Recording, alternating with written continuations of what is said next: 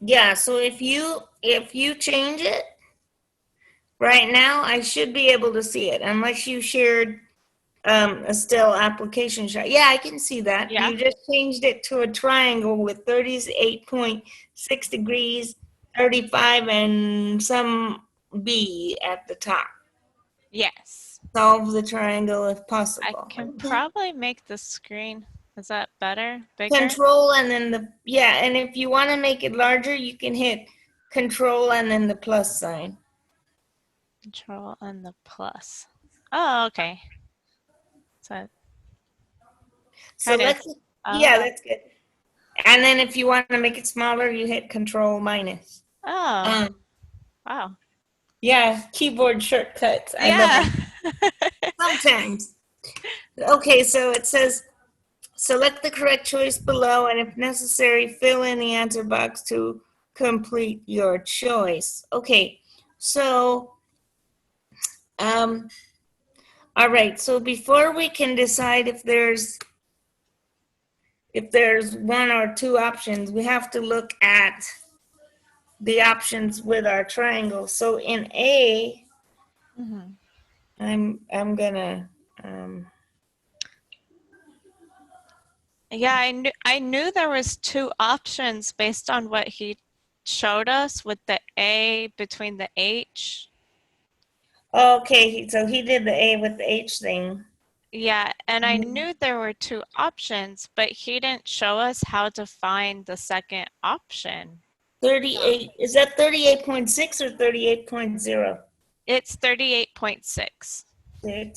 And then you have 35, and then you have B, right?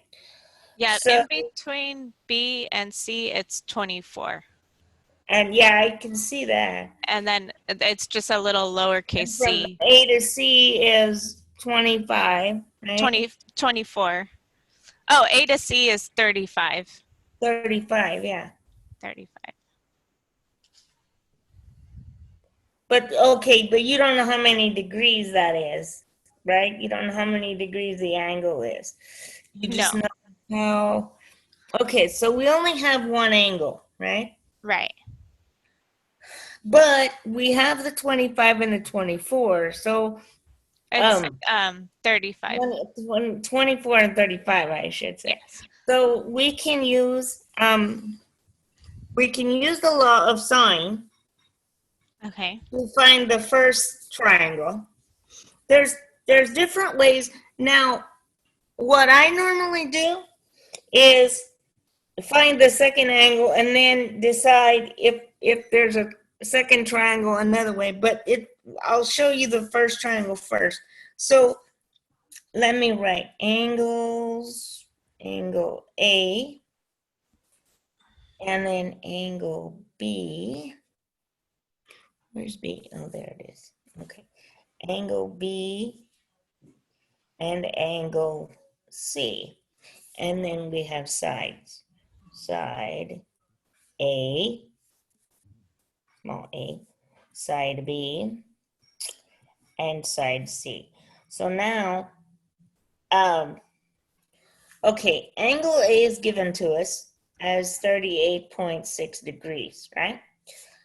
Now, it you have a couple of options for doing the other angles. I would probably work with, you can either work with the 24 and the 38.6 or the 25 and B, but you're going to have to work with both of those to get B first, because we know by the law of sine that the sine of angle A over the length of side A equals the sine of angle B over the length of B, which equals the sine of angle C over side C. So we have the sine of 38.6 degrees over side A, which side A is the side BC, right? because that's the side opposite angle A. So that's 24, okay? Equals the sine of B, which we don't have, the sine of B over 35. now, which is, why did I keep writing, I have 25 in my head. I know you keep saying 25. I'm like, maybe And it's written on my paper, I swear. So sine of 38.6 over 24 equals the sine of B over 35, right? Now, at this point, what I would do is solve for the sine of B. Okay. And when you solve for the sine of B, we're going to ask ourselves two questions. First of all, depending on what we get for the sine of B, remember that the sine of B has to be between -1 and 1 in order for us to have a triangle at all, because sine has a range from -1 to 1. So let's solve this. So I'm going to cross multiply. So I'm going to have 35 times the sine of 38.6 degrees equals 24 times the sine of B, yes? And then I'm going to divide by 24. Yeah. So if I divide that out, let me just... Okay, I just have a quick question. Sure. From what you just said about the range being between -1 to 1 For sine, yes. for sine, and then when you are solving for B and it becomes the sine inverse or the inverse of sine, do you change the range or does it stay? Well, okay, so what I'm telling you in the first part is, let's say that we solve this calculation, which I'm about to do right now, and we were to get like -2, right? Okay. Then we wouldn't have a triangle. Okay. That would eliminate us having a triangle. Okay. Now, when we go and do the inverse, that's a different story. But this first part is going to tell us if we have a triangle at all. So that's usually the way I like to start, is, do we even have a triangle? Because it's possible that we might not. I think this one right now. Let's see here. So when you say the first, you're solving for the first part, what exactly are you saying you're solving? Well, I'm solving for the first side or the first angle, whatever. We couldn't solve for an angle right now because we only have two sides and one angle. So I can't solve for an angle yet, right? Okay. What I need to establish first is whether I have a triangle or not, right? Now, obviously, you know you have triangles because you did the problem already, right? But I don't know that if I'm doing this problem from scratch. I don't know if I have a triangle. I guess I'm asking, how do you check that it's between -1 to 1? Well, okay, we solve the equation that I just gave you. Sine of B, right? I haven't calculated what the sine of B is. I just know, actually, my expression for the sine of B from this problem is, the sine of B is equal to 35 times the sine of 38.6 degrees over 24. Okay. Now I have to put that in my calculator Okay. and see what comes out of it. Okay, I see. I don't know yet because I haven't solved the problem yet. Okay. Okay. Sorry, I'm jumping ahead. Okay. Did you solve it? I don't know what it is. Did you solve it already? Well, I have the angle, but the angle doesn't help me. I need to know what the sine of B was. So let me do the let me do the calculation and then I'll let you know. okay. So, yeah, no, but you can't know by discerning it. You won't know that. Okay. I have to actually, I'm good, but I'm not that good, okay? So Okay. we have, uh, I was just making sure it was like where you're checking with sine of B before you move it over to the inverse of sine is what you yeah, check. Okay. because this first part, I need to establish that I have a triangle, Okay. okay? Um, because if I don't even have a triangle, then how am I gonna? I need Yeah, to it's figure out where my angle is. I thought it was on. yeah, I I'm got it looking as 0.9, so it is between. for. Okay. Well, okay. So the sine of B, because I'm having. Let's see. Let me quit from here. Let me make sure my mode's in degrees, which it's not. It's in radians. There it is. Okay. Let's see.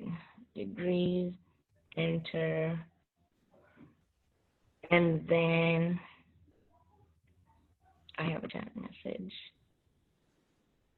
Okay. Um, and then, okay, so now, okay, we're in degrees, so that's good. And then I'm going to do 38.6, close that, and then I'm going to divide by 24, and I'm getting, oops, 38 point, whoops, what's that from? Shift parenthesis divide by 24.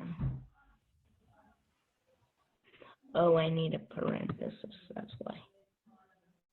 I need another paren. So 10 divide 24 gives me, yeah, I get 0.9098. So the sine of B is, the reason I'm doing it like this is how I determine how many triangles I have, okay? So I get the sine of B is 0.9098, okay? So now the first question I ask is the sine of B between -1 and 1? And it is, right? Because -1 is less than or equal to 0.9098, which is less than or equal to 1. So yes. So now that establishes that I have at least one triangle, okay? So it eliminates the no triangle possibility. The question you ask is the angle, the sign that you get between 0 and 1. So I have at least one triangle. Now you said, how do I know that I have two triangles? Well, now you go to the next part of this, which is, you asked me about the inverse. So the sine of B is 0.9098, yes? Mm-hmm. So now we do what we did yesterday. We take the inverse on both sides. So we get the arc sine of the sine of B is equal to the arc sine of 0.9098, okay? Now, on the left side, you get B, and if I take the sine inverse of, let me see what I get here. So now I'm going to have to go back into, no, I can leave it, math, and then, not math, sine. Where's the sine, inverse, second, inverse sine, okay. So let me click from here, second, inverse sine of 0.9098. Now, what I get when I put that in is I get 65.47 or 48, right? Mm-hmm. So now, here's how you figure out if you have a second triangle or not, 48, right? So here's how you figure out. So the next question you say is, do I have a second triangle? Now, you can do it with the H and whatnot. I never do that. This is what I do. What I do is, I know that I have a given angle. They gave me a given angle. They gave me 38.6 degrees, right? Mm-hmm. So what I do is, I take the given angle that they gave me, because the second triangle has to have that angle in it, okay? The other two will vary. I mean, there's one that will vary, but they have to have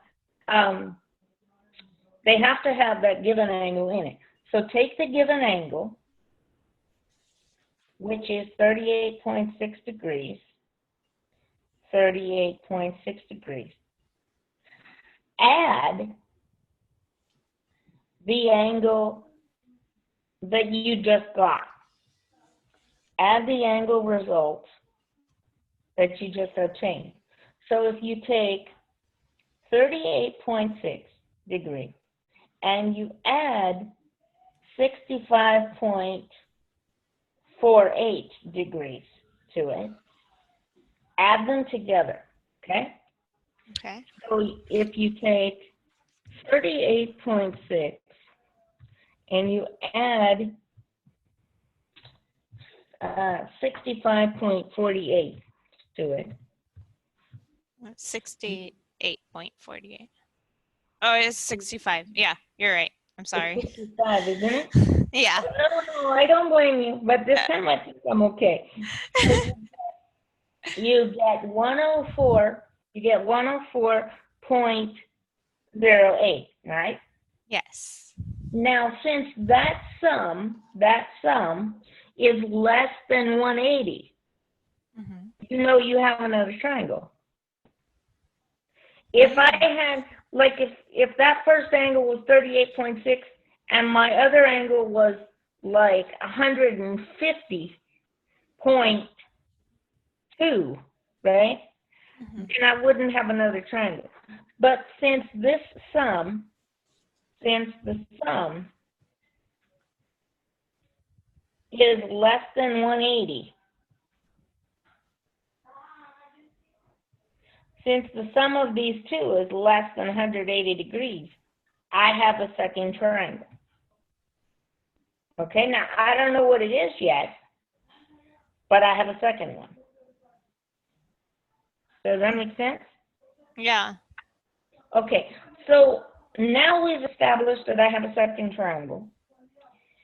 And so what I would do is finish finding the first triangle and then go on and find the second one. Okay? Are you okay to finish finding the first triangle? Yes. You can find, okay. So you said you had a hard time, so I'm going to say proceed to find, because I'm going to send you this. Proceed to finish finding the first triangle, okay? So now when you get to the second triangle, because we've established that there's a second one, okay? For the second triangle, this is what we know. The given angle in our case was angle A, which was 38.6 degrees, okay? This is in both triangles, okay? This Okay. is in both triangles. This given angle has to be in both of them because it was given to you. Now, and so is 24, okay? That's also given. So, given side A is 24. That's also given to you. Now, the thing that changes is is B, because B, remember, B was the sine of 0.9098, right? So the angle here, we know we had, because we have a sum before of 104.08, okay? The way we get the other angles, okay, is now to proceed with the second triangle. What we do is we take, remember that the sum of all the angles in a triangle is 180, right? Mm-hmm. So to proceed with our second triangle, we have to take 180 degrees minus 104.08, which was the sum of the two that we got, right? Okay. Because we don't have that second possibility for the angle yet, but we're going to find it right now. So if you take 180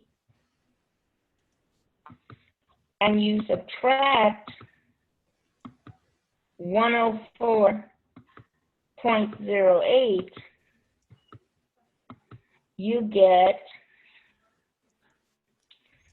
75.92. Okay, that is this is my alternative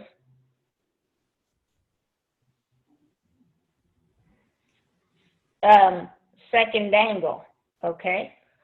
This wasn't the one they gave me, but it's my alternative second angle. So what that tells me is that in my second triangle, I have now I've got two of the angles. I've got one angle that's 38.6 degrees, one angle that's 75.92 degrees, and then the other angle that I get is 180 minus 75.92, which is 104.08. It's the sum that I got the first time. So I have my angles, and I know two of the sides, so I can find the third one using the law of sine. And okay? isn't that the same? Right. That 104.08 is that, because the complement to that is your other, oh, you know what? I didn't add, no. I already used that. I didn't add the two together. What I need to do is, I'm sorry, that was my mistake. I have to add the two together. Oh, okay. I got ahead of myself. Sorry. Okay, because I was like, I think we just found the first one. Yeah, no, we did. Right? We found, Okay. yeah. Well, we had the first one and we found the second one. We didn't find the third one yet. So what we have to do is we have to take 180 minus the sum of the two. So 38.6 plus 75.92. So if you add 38.6 and you add 75.92, let's see, 35.6 plus It's 38. 30, yes. 38.6 and 75.92, you're going to get 114.52. Okay? Okay. And so then you're going to take that sum, 180 minus 114.52, and that's going to give you the third one. So you take 180 minus, 180 minus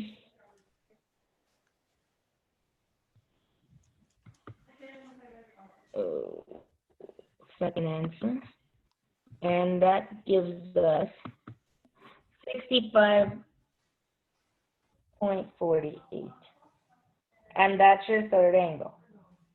Okay? So angle A was 38.6, and it's still across from the 24, right? And then the other angle, B, is a... Well, maybe you're right. Maybe you were right before, actually. I'm sorry. I probably threw you off. Because that was our angle B.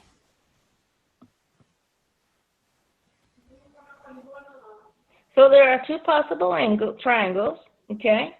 And so you had, okay, they rounded to 2. So the measurements for the solution,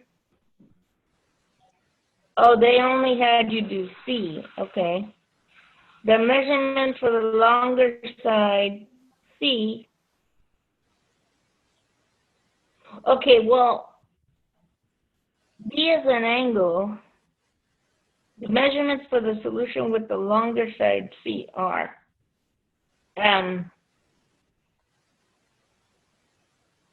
yeah, so I got 114.52.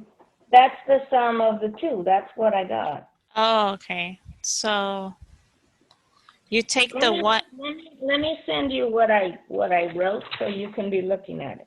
Okay. And then you'll be able to see what, because I think that's part of the issue. And while you're looking at that, then Yeah, I think it's because when we subtracted, I just subtracted the 180 minus the 114.52, but I needed to also subtract that 38.6 given. yeah, maybe. Well. Yeah, it's going to be, And so that. I did it different because I added them both together first, Oh, okay. I think is what it was. I added it both and then I subtracted from 180, and maybe that's why it turned out the way it did. But let me see if, I think this will help. But does that make sense? Do you see now why you have two triangles? I don't know. I'm so lost right now. Okay, well, once I send this to you, then you Okay. can look at it, and I can help Juan, and you can stay, but Okay.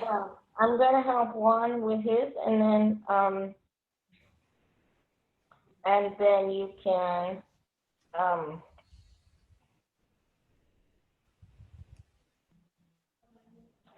you can look at it, and when you have a question, but I think if you look at it, you'll be able to tell. Okay. I think it'll make, I'm letting my cam scanner do its thing. Cam scanner is an app on my phone that turns it into PDF file. Oh, okay. I sent it to you, that's how I sent you the other,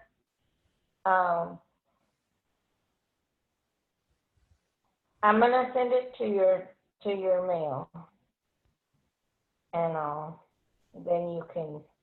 But let me just type it in here. Okay, are you on? All right, so let's see if it's like it. Sometimes I have this issue where it doesn't send right away. Okay, I got it. You did? Yeah. Okay. So see if that helps at all. Okay. And then work on it for a couple minutes. I'm going to see what Juan is up to. Okay. And then, like I said, go ahead and fix. I'm sure you'll have another question. Let's see if he wants me to unmute his mic. Oh, no, I'm good. Hi, Juan. How are Hey. you? Not too bad, yourself? All right. What can I help you with? Uh, just trying to see how to start on getting prepared for this final exam. Where should I start? Okay, so her final is usually similar to the review for the final. Okay, the final is actually up. Yeah, I saw that. It's actually up, but her final is usually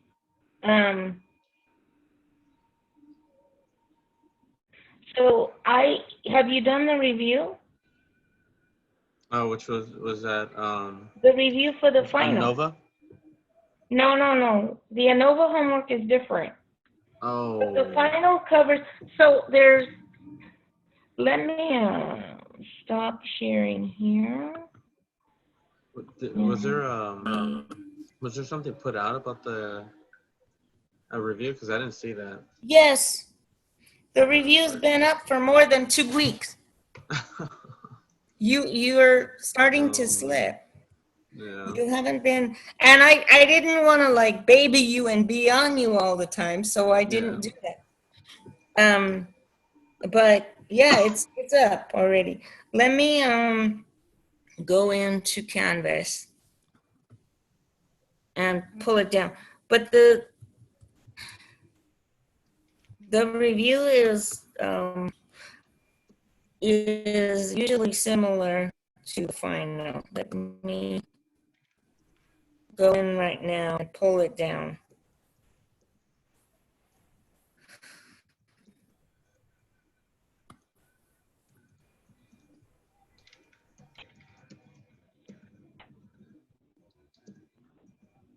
Oops, that's not the right, hold on. I'm not in the right course. I just pulled down calculus. I don't think look at that right. Yeah. All right, let's see. It's better. Assignment.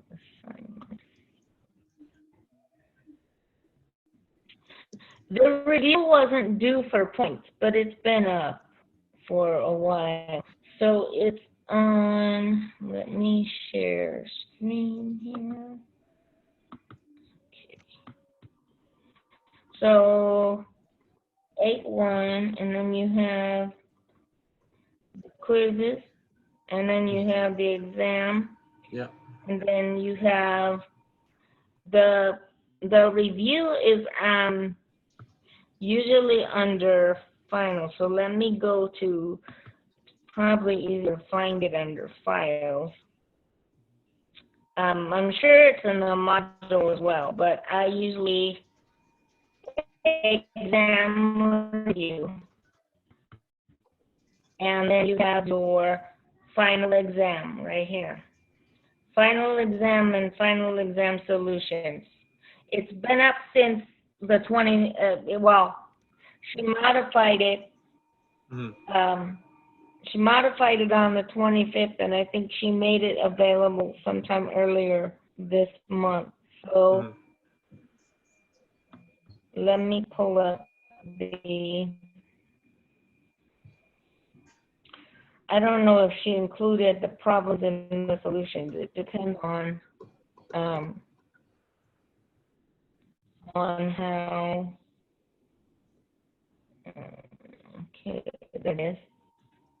Yeah, so she did. She included the whole thing in in the, so this is your exam review, Uh-huh. and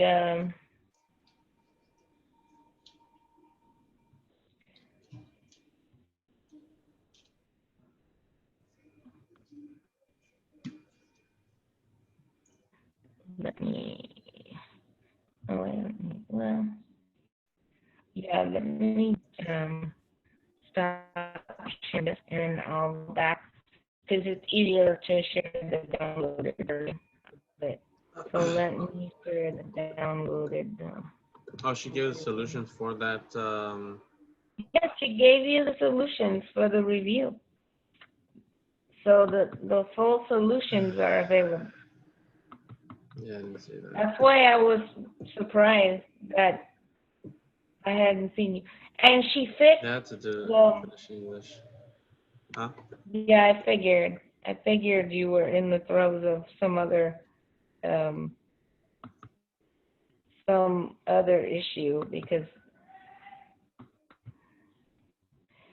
But here's this is what I'm sharing right now is your final exam review with the solutions. Hold on. Why did So I there's find that? the problem, and there's the You said that it was the math 112 exam review. exam review. Yeah, and go to the one that says with solutions. Okay, let's see. FE with solutions, Oh, there you go. and it's all there.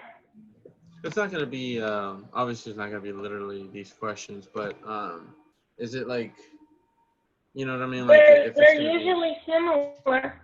They're usually similar. It might be a little shorter, but I meant as in like, you know, if it's gonna be this problem, then you know, from like say number 3 is gonna be like what is that one right there that you have? which one? Hold on, like number, huh? Like number 4, you know, um, for this review, how it says like, you know, the medium and yeah, She it's not may gonna be similar, right? Like well for the final exam. in the past, what she's done with that is giving you one set of numbers instead of two, and said find the outliers. So if I Okay. were you, when I was taking the final, I would keep this next to you Yeah. because the problems will be similar. Okay. They won't be exactly the same, but they'll be similar. Okay. Yeah, I didn't know if it was gonna kind of like mirror like, Yeah. you know, each problem Oh is gonna yeah, be.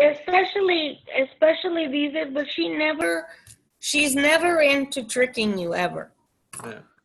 So it's not going to look exactly the same, but it's going to be similar. She's not going to throw something on there that you haven't done, but it also, unlike previous semesters, because you basically have a whole day to do it. Yeah. Instead of like an hour or two, she she made it all of the chapters 1 through 11 or 1 through 12. So it's on all of the chapters, just like the review. The review covers all of the chapters. So, and remember, if you need help with your card probabilities, you have the sample space for a deck of cards and the sample space for 2 dice available to you if you need it. And you have your formula sheet. So use your formula sheet and your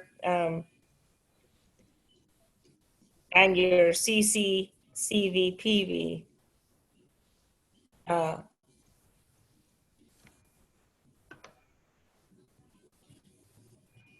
ideas.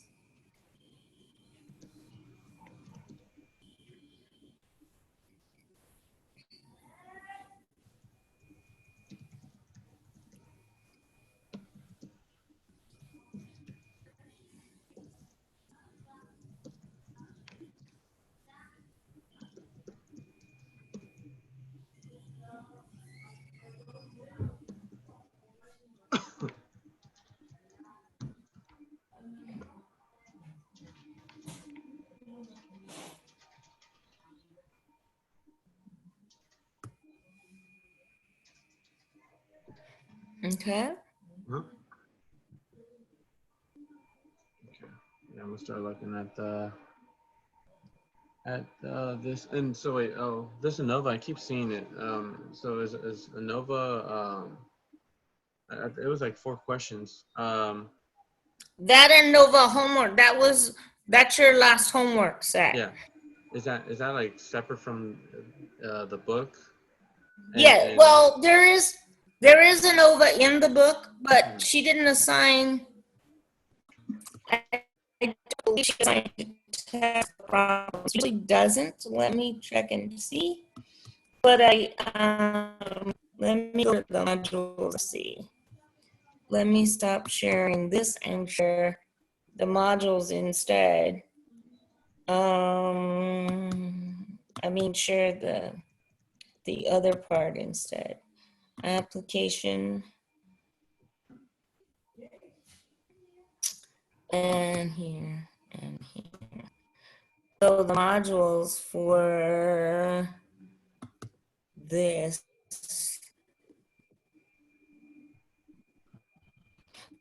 So let's take a look here. So you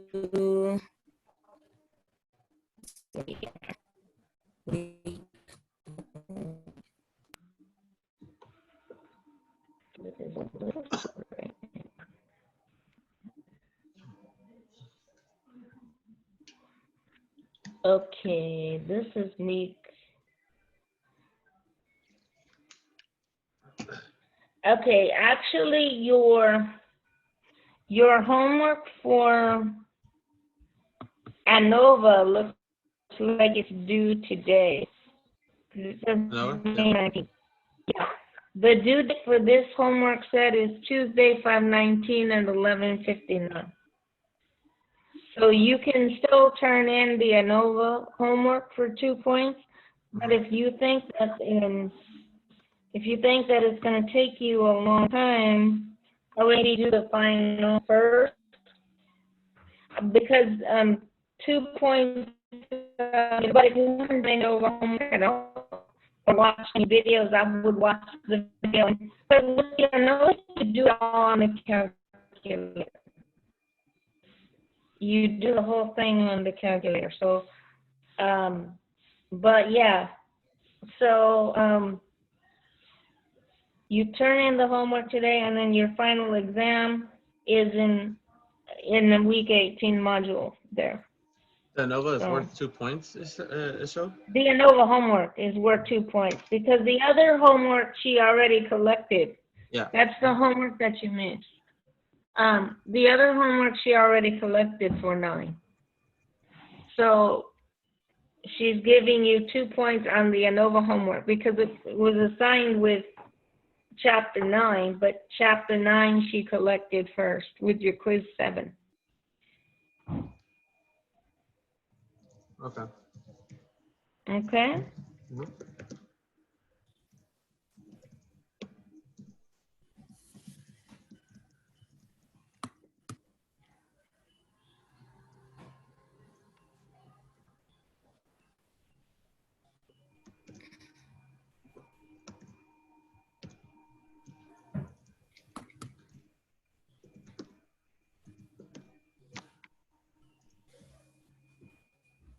Yeah, I'm gonna start working on that now.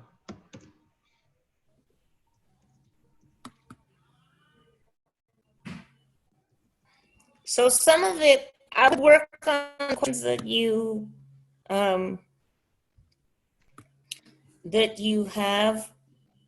that you are confident about, because there's some that you probably know already. And I would go with that and see if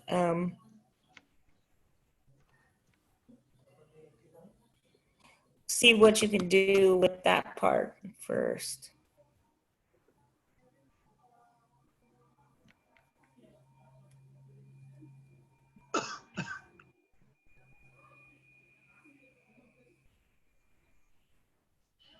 Okay. Yeah, these I think you'll be okay. Yeah. But I'll be here till 2 o'clock today, and then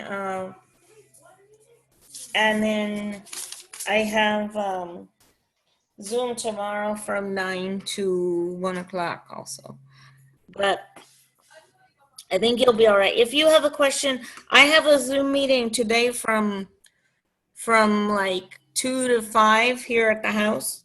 Okay. So if you have any questions after 2 o'clock, you can text me, and once I get out of that meeting, then I can help you.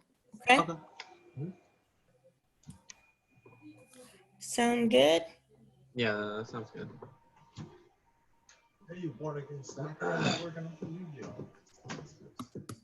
Let me mute your mic.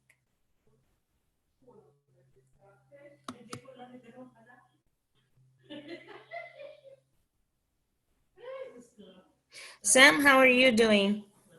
Hey, okay, so I just have a question. About what?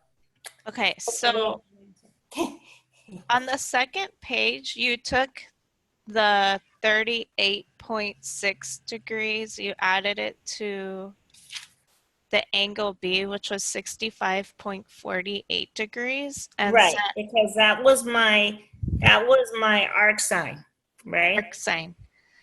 And so you said if it's less than 180, that means you have a second triangle. Yeah, exactly. Because 38.6 is fixed. That's Okay. the angle that they give you.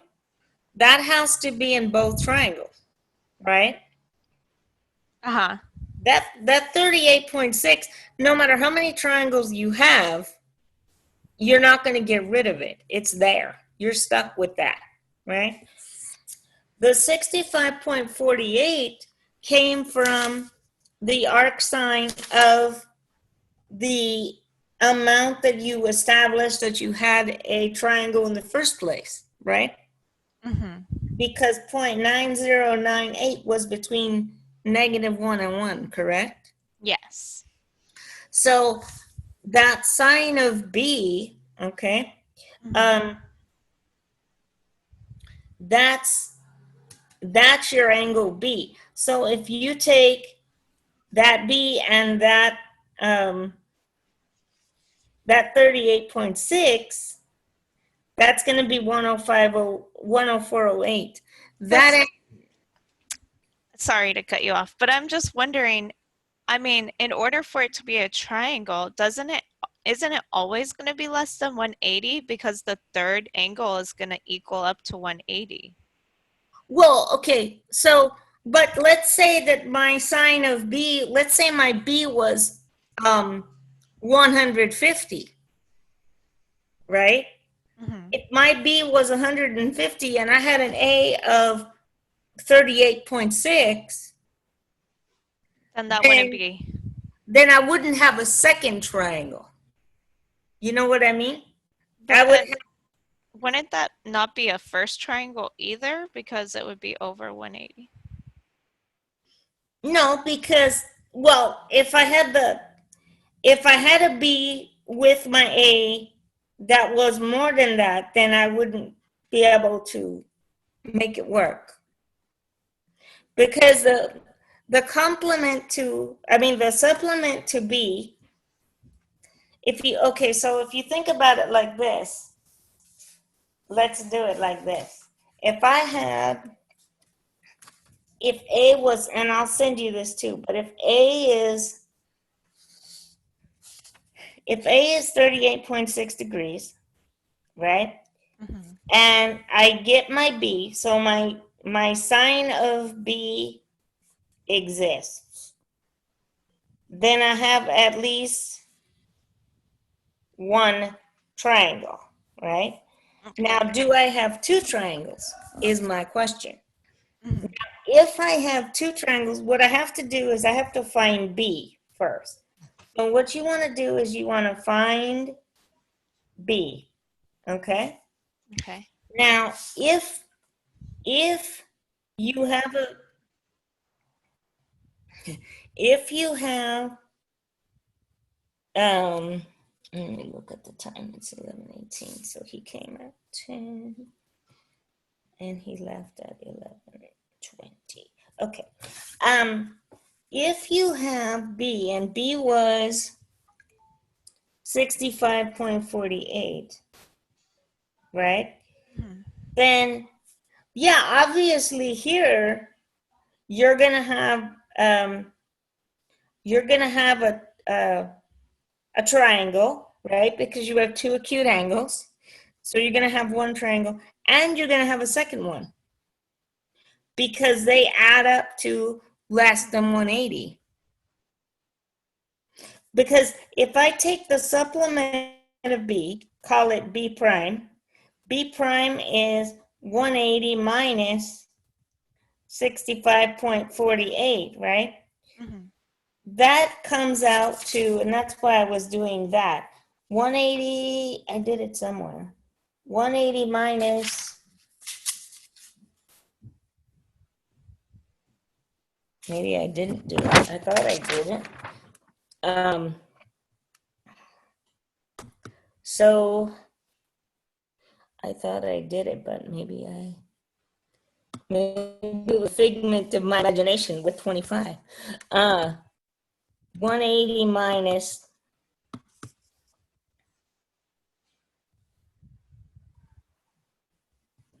no, I didn't do it. I subtracted, I don't know what I subtracted, but I made an error somewhere, so I'm about to fix it right now.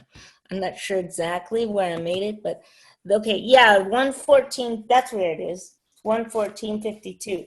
So my other angle is 114.52. That's my other angle B, right?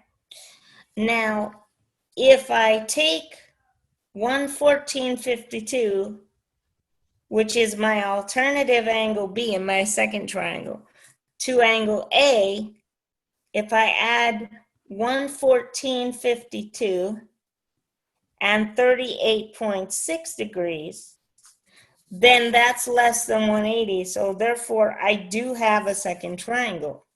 Okay, so that makes a little more sense. Okay. That makes more sense now. Okay, so I think maybe I'm a little confused. How did you find the 114.52 again? I took, okay, so the first thing we did, the very first thing we did was we solved for the sine of B, yes?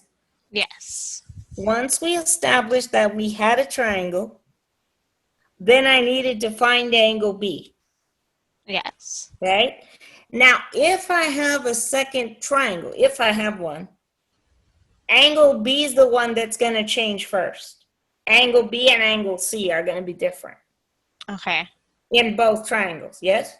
Yes. So in one of the triangles, I'm going to have whatever angle B comes out to be the first time, which was the sine inverse of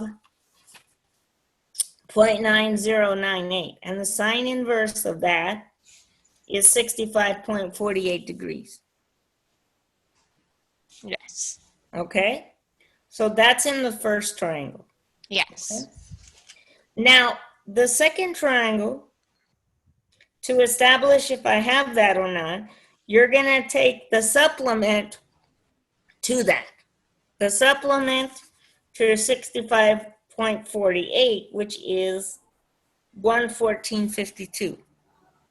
Oh, so you take 180 minus 65.48. Right. And if your A, which is in both triangles, plus your supplement to B is less than 180, then you have a second triangle. So your A plus your supplement, which is the 114, is less than 180. Then you have a second triangle. Then you have a side. Okay, this makes more sense. And we established that you did, in fact, have a second triangle because that was, Less. I did it the other way, but it comes out, and I believe that your other angle was 65 something, if I remember. 65 and some change. Or was it 75? Yeah, 75.9. 75.92, Mm-hmm. right? Yeah. So my second triangle is going to be, my second triangle is going to have the angles 38.6 because they both have that. Right. Then you have 114.52, Mm-hmm. and you have 75.92. Yeah. That's my second triangle. And I think you can get the sides. It was the angles, right, that you were having issues on? Yeah. Maybe if we can go over the sides just in case. Yeah, you want to do the whole, do I need to do the whole thing or? No, I feel pretty comfortable now with the angles. The sides, I can just do. Well, okay, so you have side A, right? Mm-hmm. Side A is going to stay fixed. Mm-hmm. B is the one that changes because the angle changes. So C is Oh. the length of B is not going to change. But the C is the one that changes. B and C are different, Oh. right? Okay. Because that A is going to stay fixed. Mm-hmm. So side A is still going to be 20 because it's opposite 38.6 degrees, Yeah. right? So because A is fixed and it's in both triangles, that relationship is going to be in both. Yes? Okay. Yes. So so for the first triangle, let me just, because you know how in the law of sine there's three relationships, right? So in the first triangle, the one that's not giving you a lot of problems, the sine of 38.6 degrees over 24 is equal to the sine of B over 35, and that's equal to the sine of C over small c, right? Okay. Now, in the second triangle, the relationship that stays fixed is the first one. So the sine of 38.6 degrees over 24. Now, what happens with the sine of B is that your B becomes the prime. Yeah. So you get 114.52, Okay. right? So you're going to have B prime is 114.52. And that's going to go with 35, and that's going to change your C. So C prime is going to be 75.92 degrees. And so your C is going to change lengths. So your B is going to change the angle, Mm-hmm. and your C changes the angle and the side length. So the B is going to stay 35 in both cases then? The side? The side opposite B? Yes. Well, no, because the side opposite B was not fixed, remember? Okay. So the 35 goes with the first triangle. The only term that stays fixed is the first one. So the sine of Okay. 38.6 over 24, Okay. okay, is equal to the sine of b prime, which is the sine of 114.52 over the new b, right, Okay. is equal to the sine of 75.92 degrees Mhm. over the new c. Okay. So you have to do two calculations, but that first fraction stays fixed. Okay. And the reason that first fraction stays fixed is because the first angle stays fixed, Mhm. right? Yeah, that makes sense. 38.6 is the first. So to get side B for the second triangle, we have the sine of 38.6 degrees over 24 equals the sine of 114.52 degrees over B. Yeah? Okay. Yeah. And then you get 24 times the sine of 114.52 degrees Mhm. equals B times the sine of 38.6. Okay? Okay. And to solve for B, you divide both sides of that equation by the sine of 38.6 degrees. And that gives you 24 times the sine of 114.52 degrees divided by the sine of 38.6 degrees. And that's equal to my new B in my second triangle. And let me put it in my calculator. Make sure I'm in degrees first. And then see if did I change it back? I changed it back. I need to change this to degrees first. Otherwise, bad things will happen. Yeah. Um, I realized that for the test. I was like, wait, that doesn't look right. 24. Yeah, you can usually tell. Yeah. It's like You a can really low. you can usually tell right away. What I like to do sometimes before I start is put in something like the sign of like pi pi over 6, which I know should be a half, and if it comes out to be something different, then I know I'm in some other form. That's, something like that.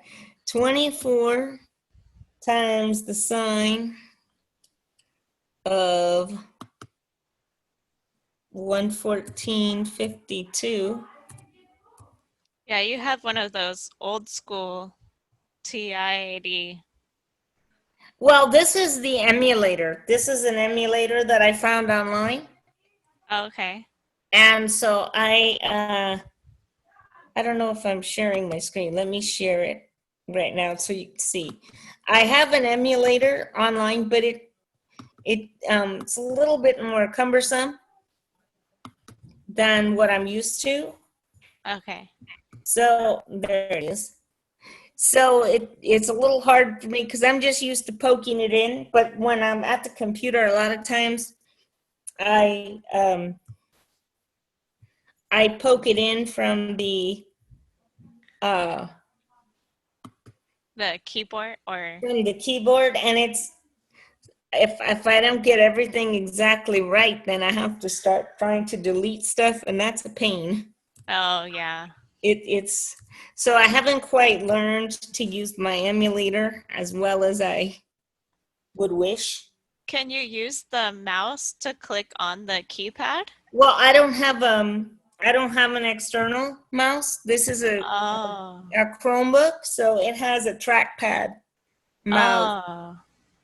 And so yeah, I that's even harder than I'd rather type it in. What I'm getting is 34.9996, so 35. Yeah.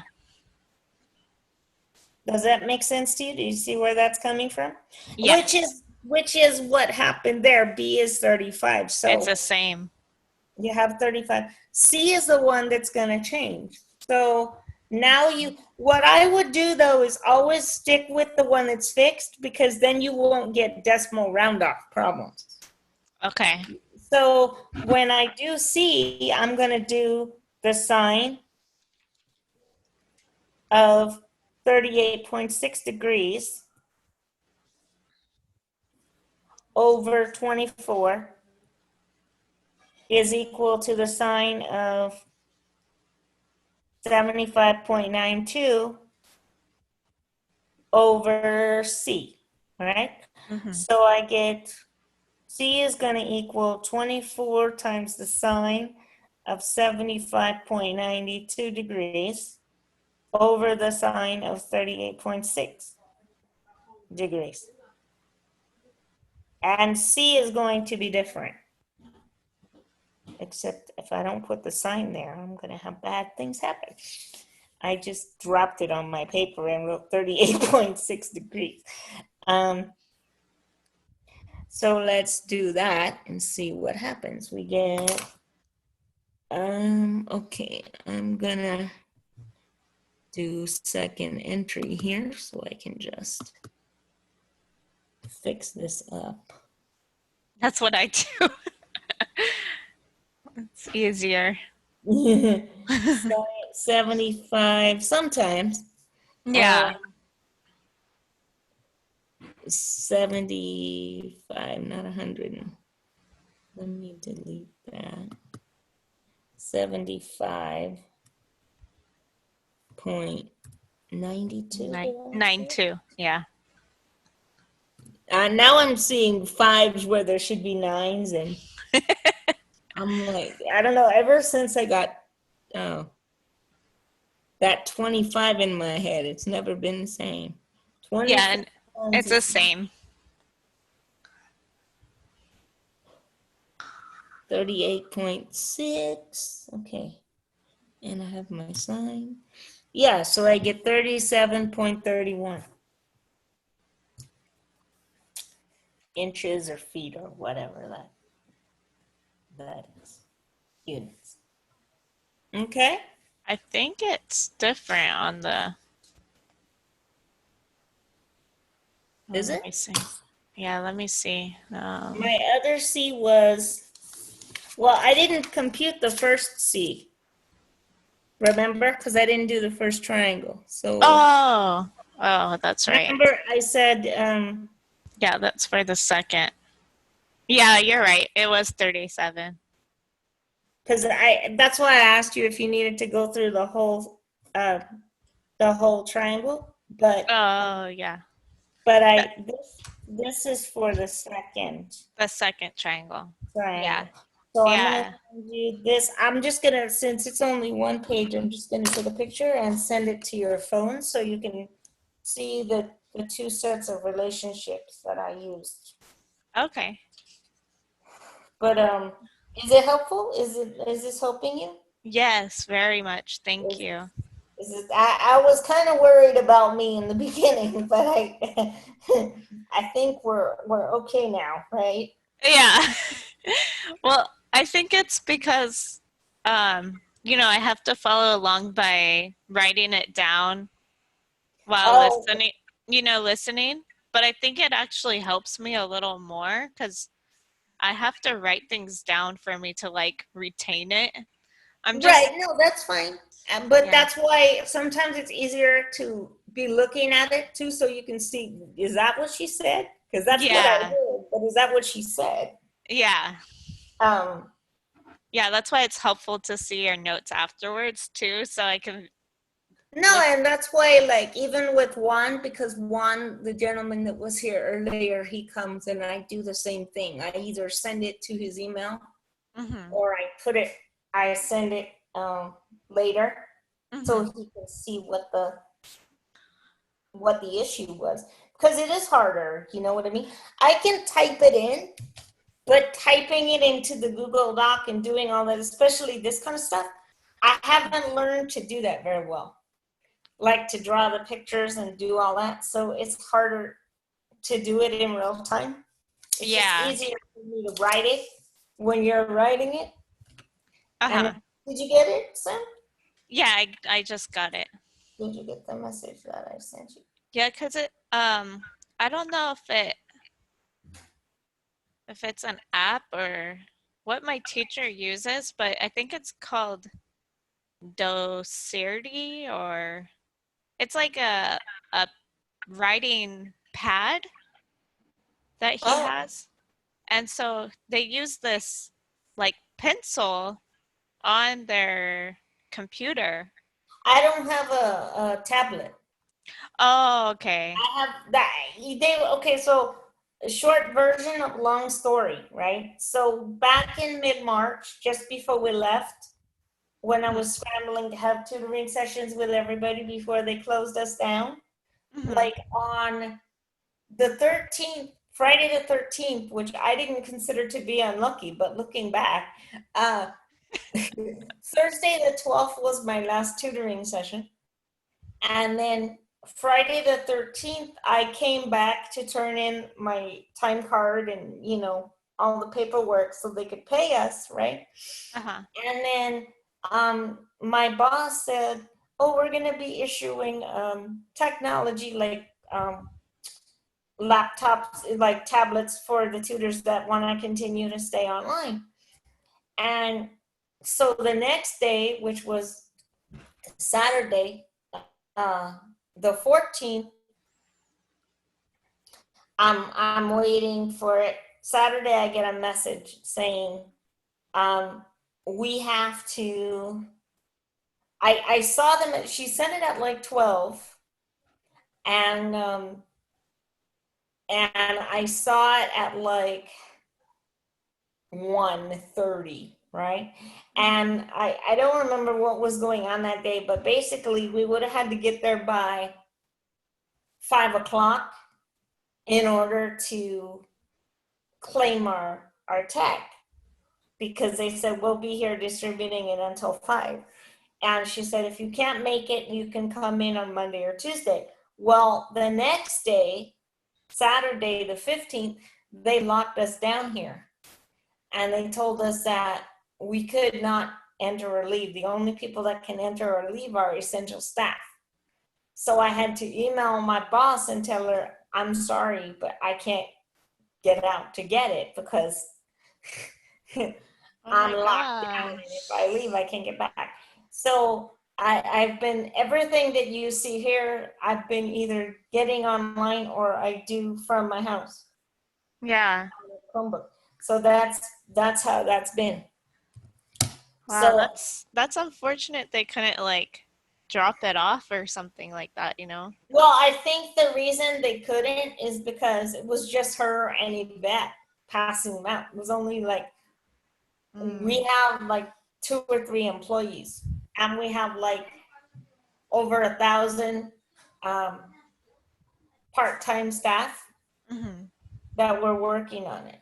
So can you imagine making, even if only like say 800 of us wanted to do that, you know, it was hard to, so I can only imagine what kind of nightmare that was. Oh my gosh. Oh my gosh. So it was, yeah, I don't really know the tutoring, the professional side of it. I just know that we got emails over the next week saying, please prepare for your online tutoring assignment. And when they went online, I don't know, did you try the online tutoring through the Success Center? No, I haven't no, I haven't tried it yet. Because I got a couple of students that I had before had gone in, and I'm sure it's working now, but the first couple of weeks that it was up, I had students saying, I tried to get in and I couldn't. Like nobody would answer me, or I couldn't get in, or what. And So I was like, well, let me see what I can find out. And I didn't get an answer back either. So No, I've had mixed feelings about the tutors there. I mean, it's like a hit or miss. yeah, I get you. Yeah, so I just go with you. No, I get you, but I was just asking because I didn't know how the platform was. Yeah, I'm not Changed it sure. to the virtual platform. I Mhm. don't know how stable that's been. Are you taking a class in the summer? Yeah, I'm planning on taking calculus. Oh God, okay. I Well, it's know. a good thing I warmed up this semester then, so I can help you now. Yeah, so that will be fun. I heard it's not too bad over summer because it's not as intense, like it's not as much material as pre-cal. That's true. I would say that's true.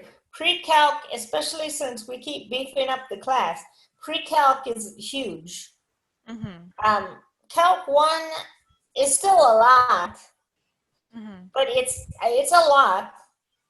But I think it's the only thing is the pre-calc is about maybe 70% already familiar, where calculus isn't like that. So even though it's less material, it's also less familiar to you. Okay. I don't find the first 3 chapters to be that bad. The last 3 chapters, I think, are a little bit harder than the first. I mean, the last 2 chapters are a little bit harder than the first 3. Okay. I think. Okay. But that's just me. Mhm. But I can tutor you if you did you already enroll and everything? Yeah, I did. I'm in the second session, Oh, okay. so I can have a little Little break. break. Yeah. Well, if you want, I have remember I told you the instructor that I work for? I Yeah. have all of her notes from Calc 1. Oh, good. So if you want her like notes and stuff like to supplement that, or if you feel like, oh, my teacher, I don't understand it, then I can send you like a slide or two, like I did a couple of times Yeah. this semester. Let me know if you want that, because I have it. I have it on I saved it to a flash drive Oh, okay. for cat, because I figured I was gonna, and then I can use you as a guinea pig to practice my calculus over the summer. In a Yeah. nice way. No, because honestly, like this semester, like especially the first half when we were in school, like I hadn't tutored the calculus ever before, but I hadn't taken it for like 10 years. Yeah. So I was like doing all the work because I was studying while I was doing it, Yeah. I remember that. And so now I feel, I wouldn't say like super comfortable, but much more comfortable than before trying to do it. Yeah. Yeah, it's definitely I'll need your help, so Yeah, for sure. yeah. Did you get a copy of my tutoring policy when they went out in April? Because I revised them. I revised the policies from the 1st of April. Basically, it's just the only thing that's changed is the ways to pay me if you need to pay me, and also the fee schedules. Because Oh, okay. the fee schedules are now a sliding scale, and it's based on your ability to pay and how long you've been my client. So, but today, like I said, since this is the school, you don't have to pay me because I'm already getting paid by the school. So I feel like I still should though, because you work so hard. no, but I'm getting paid by the school. Okay. Like the school's paying me $15 an hour to do this. So Okay. believe me, it seems like I'm working a little hard this week. Like I'm actually earning my money this week because it's finals week. But last week I had 16 hours in front of my computer, and I think I worked about 2 hours actually. I mean, I barely sat the computer the whole time, but I actually did about 2 hours worth of work. I had a student come in, and I worked with her, and then I had 2 other students that I see normally, and they were like, "Oh, can we just pop in if you don't have students because we have a question for our statistics final," and they're from a different class. And I said, "Sure." They stayed for an hour and a half, and I never saw anybody else the whole week. So, I mean, what can you do? You know? Yeah. Do you at least get like, do you have like a headset or something like that? I don't have a headset, but my room is closed except right now because they just brought me my soup for lunch today because we have a meeting at 2, so they're doing thank you so much. Can you shut the door, please? Yes. But they have they brought that, but yeah, I don't have a headset. That might be something that over the summer I invest in. Like I go on Amazon Uh-huh. and I find like a $20 headset, a decent one. Uh-huh. Because I do occasionally have issues with background noise because there's 6 people here. You know what I mean? So Mm-hmm. I was just thinking if you had one of those, I don't know how well the Bluetooth ones work. You probably have to invest in like a good one. But I was yeah. thinking, so you don't have to like sit and stare at your screen the whole time. You could get one of those headsets, and then when you get like a notification, you'll like hear the little bell or I don't Well, know. no, that was the weird part, and that's why you guys got an email because I was sitting in front of my computer since 8 this morning. It started at 8. The meeting started at 8, and the guy that was here earlier usually comes in about 8:30. Sometimes he comes in at 10. Sometimes he'll go out and then he'll come back. And I what I heard was my phone, but I don't look at my phone constantly while I'm on the computer. So I looked at my phone and it said, "You have a student waiting," but it said 9 o'clock. You have a student waiting. And I'm like, I never saw the little ding notification from Zoom, which I usually hear. I didn't hear it, I guess. And then I went to go look to see if anybody was in the waiting room, and he wasn't. So I'm like, oh no. And that's when and then I saw your message that said, "Are you available?" And I'm like, well, heck, I might as well just invite him because, you know. So I don't know whether it was a Zoom glitch or maybe Yeah, it could have been because there's probably a lot of usage on it because of finals. I right would now. think. Yeah. Yeah, I was thinking that's probably why my math lab started to do that for me because I had to wait till like last minute to take the test. So I'm sure everyone else was taking the Yeah. test at the same time. Yeah, maybe. That's why I No, don't and like. that's what.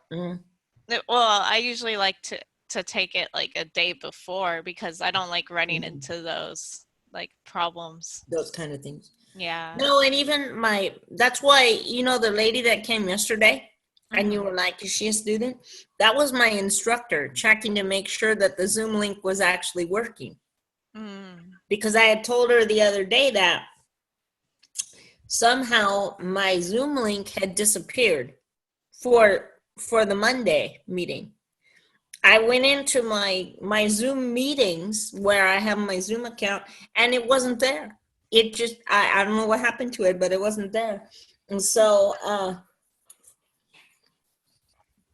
I emailed her, and she said, no, well, it's still in the, because she adds them to the syllabus. So all the students need to do is click on it, just like for her office hour. And she goes, it's still here and it's still working fine, but let me check on it, you know? Mm-hmm. So anyway, let me stop sharing my screen. Do you need help with anything else? Yeah, there's a couple other questions I had for the test that I missed. Okay. You can share your screen if you want. I Okay. stopped sharing. I was like, I'm not sure. Did you want to take a break or anything, or are you okay? No, I'm okay. I have Okay. my soup. I have my soup right here, but it's just my soup. I just need to finish it before You start writing, yeah. Okay, well, I'll let you look at it just so you can see. Yeah, how bad is it? It's probably just me making mathematical errors, because I was going to talk to my teacher about it too. There's a couple questions where I was off by like 1 decimal point and it marked me wrong. Oh, Pearson does that. Yeah, so I just don't Pearson think. does that, and they it has to do a lot of times with the rounding of. Yeah, that's what I was thinking. So I tried the second time around to round only 4 decimal places, because the first time I wasn't rounding at all. I was just using my calculator. And But it usually tells you how far to round. yeah, I rounded correctly, but it's like I was off by, like, instead of it being 7.3, it was 7.4. It happens sometimes. That Yeah. happens with somebody in the other class was complaining about that, and our instructor had to go in and fix the score. Like, you can't necessarily fix that, but you can adjust the score after. You know what I mean? Yeah. And So she had to go in and adjust the score. I did actually ask my teacher. I explained my situation, and then I asked my teacher if I could retake the exam again. He didn't reply back yet, but I'm thinking if he doesn't let me, then I'll just. Why don't you screenshot it? Yeah. Why don't you screenshot it? Because that's what our student did in the other class. Mm-hmm. Screenshot it and send it to him with a little instructions like, this is blah da da, and Yeah. if it's. Yeah, that's what I was thinking. So for this one, I am just completely lost on. So. Okay, well, let's find you. Okay, do you see it? I do. Secant squared x, is that plus tangent or minus? It's plus. Plus 2 tangent x equals 3. Okay, so now you could do this all on your graphing calculator. I wouldn't recommend it, but you could. And graph it in the interval from 0 to 2 pi. So graph secant squared plus 2 tangent x, graph 3, and then find all the intercepts. That's one approach. Okay. But I'm assuming that he wants to see the algebra, yes? Yeah, I mean. So now you have to think about your reciprocal and your Pythagorean identities for this. So if you have, and there's a couple of ways to go about it. If you start, I don't know which identities you're familiar most with. I know that secant I think it's secant squared theta plus 1 equals or no, it's tangent. Yeah, so I know the one you're referring to, and I usually derive that one because I never remember what it is either. Whether it's minus or plus or whatever. But the idea behind this is you want to get to one function. Okay. Get to one, because if you have multiple trig functions, you can't really deal very well. So you want to try to get to one function. Now, if you're deriving it, I always start with cosine squared x plus sine squared x equals 1. Mm-hmm. Because everybody knows that identity. Mm-hmm. People that don't even remember trig know that identity. But if you want to do secant, then I'm going to divide by cosine squared. So if I divide that identity, every term by cosine squared x, then I end up with 1 plus tangent squared x is equal to secant squared x. Okay? So 1 plus tangent squared x is equal to secant squared x. Okay? Okay.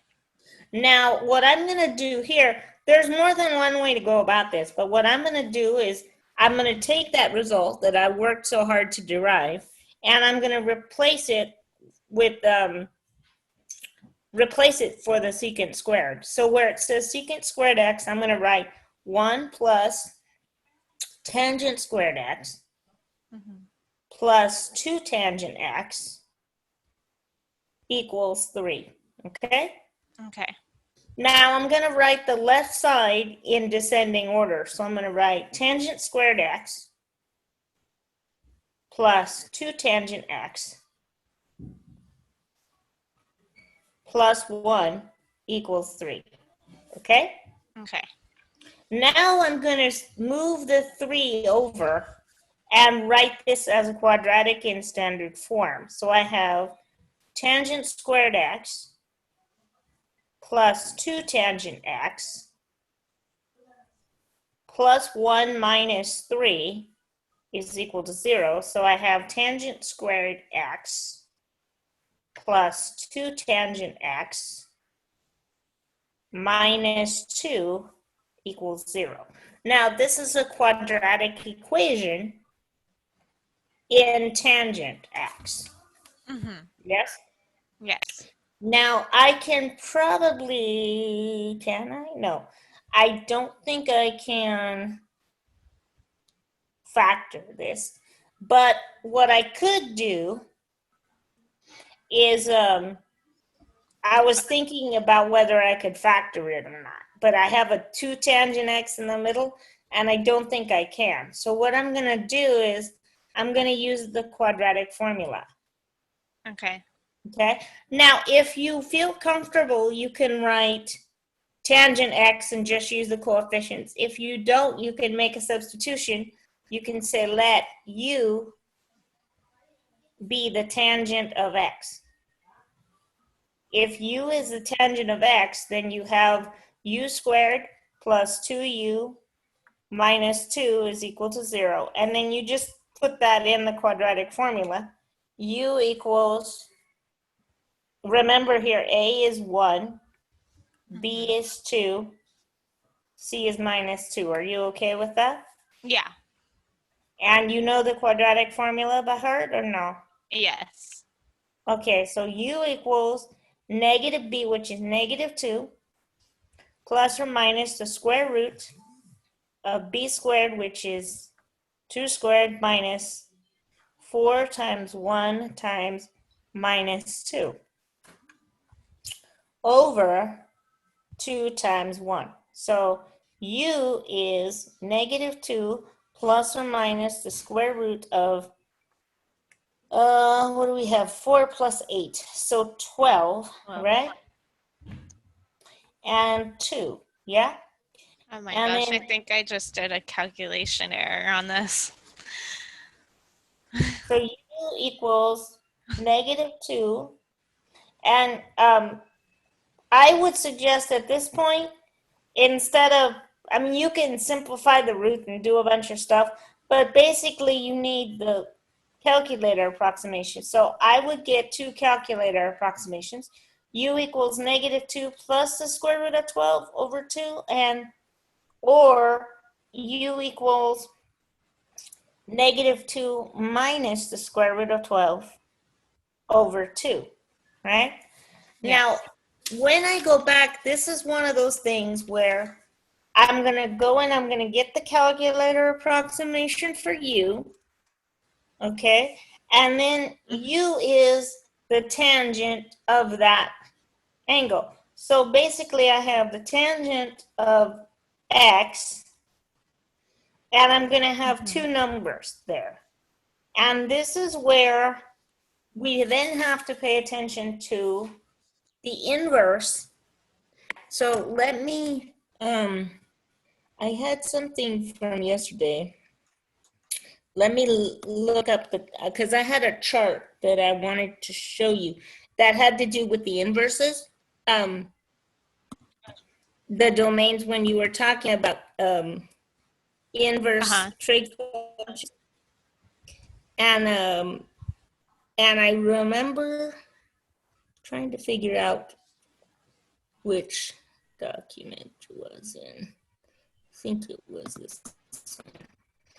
I'm going to find, there's one slide that I wanted to show you, but I'm looking for the slide because I remember seeing it and I'm like, I wish I had this when Sam was here. But I'm trying to look to see if she put it, she did.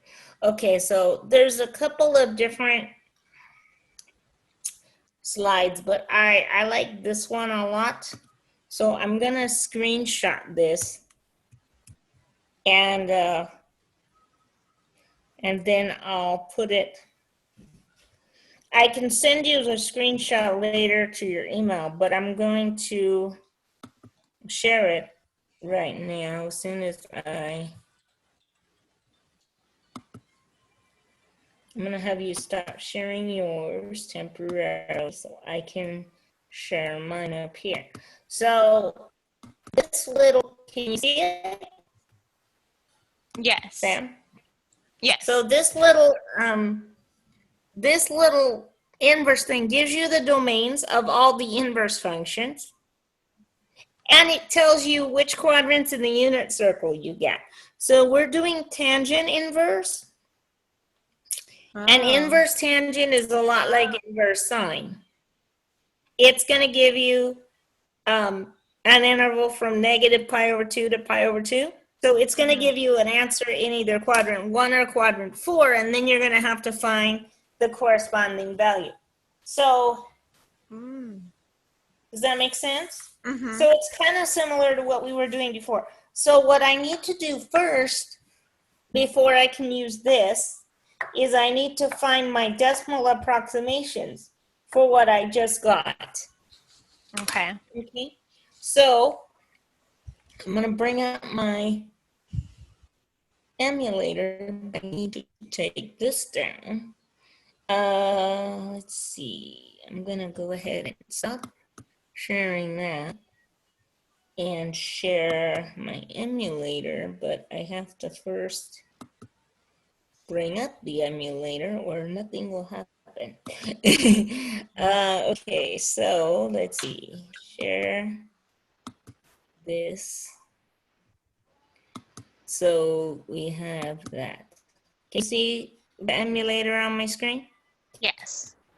So now I'm going to go ahead and find the decimal approximations first. So I have, I'm just going to use a little shortcut. 0.5 times, oops, helps if you type in the calculator thing though. 0.5 times -2 plus the square root of 12.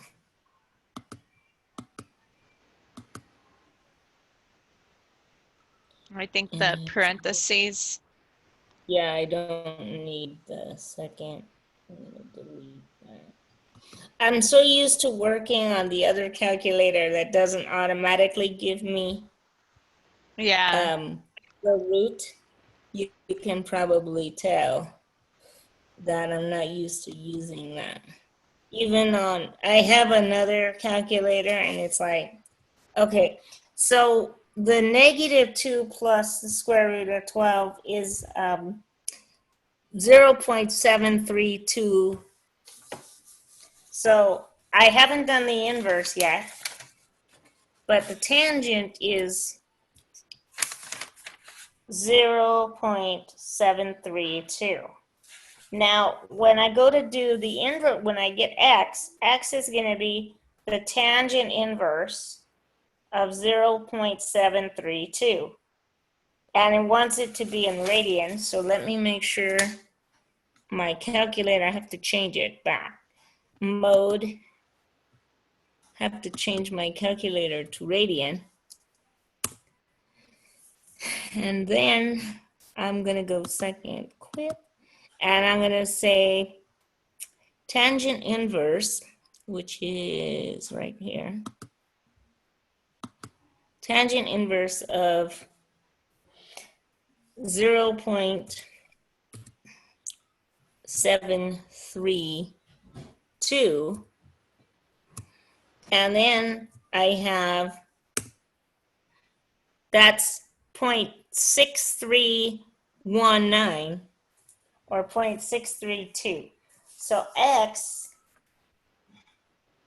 is 0.632 radians. That's my quadrant 1, okay?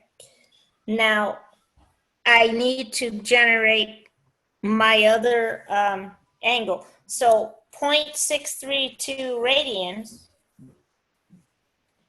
remember from yesterday, we're in radians. So 0.632 is going to be in quadrant 1 because it's smaller than 1.57. So this is quadrant 1 here. And you have 0.632 radians. Now I have a corresponding angle in quadrant 3, right? Is But it it's not 4? well, it's gonna, remember if the arctan comes out negative, then it's giving me a quadrant 4 angle.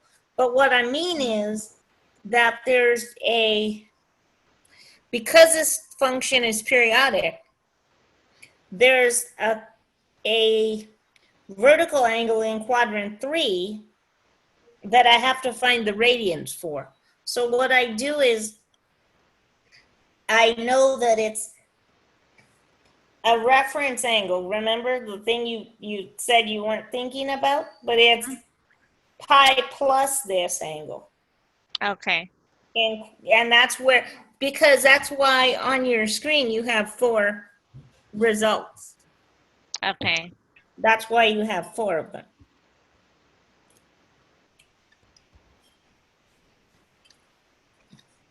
Right? Okay. I mean, if you look, let me do something here. If I do,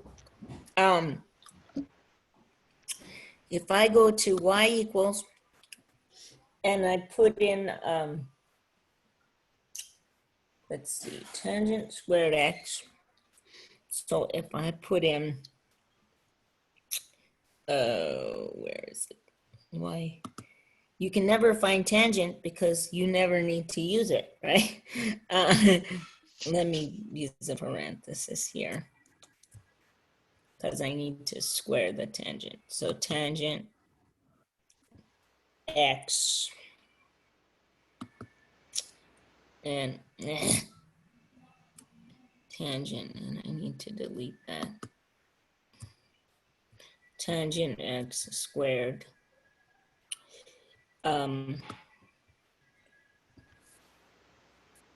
plus 2 tangent x plus 2 tangent, hold on, delete it. 2 tangent x. I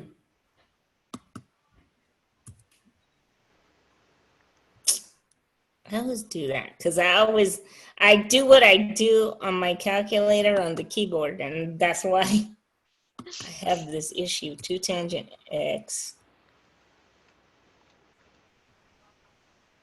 Delete that. Okay. X. Why are you not? Oh, because I know. Because you think I'm hitting the. There. 2 tangent x. And then I'm going to put 3 on the other side of it. And then I'm going to go to window. And I'm going to set it for negative. Let's see. Negative second pi divided by 2. X max is going to be second pi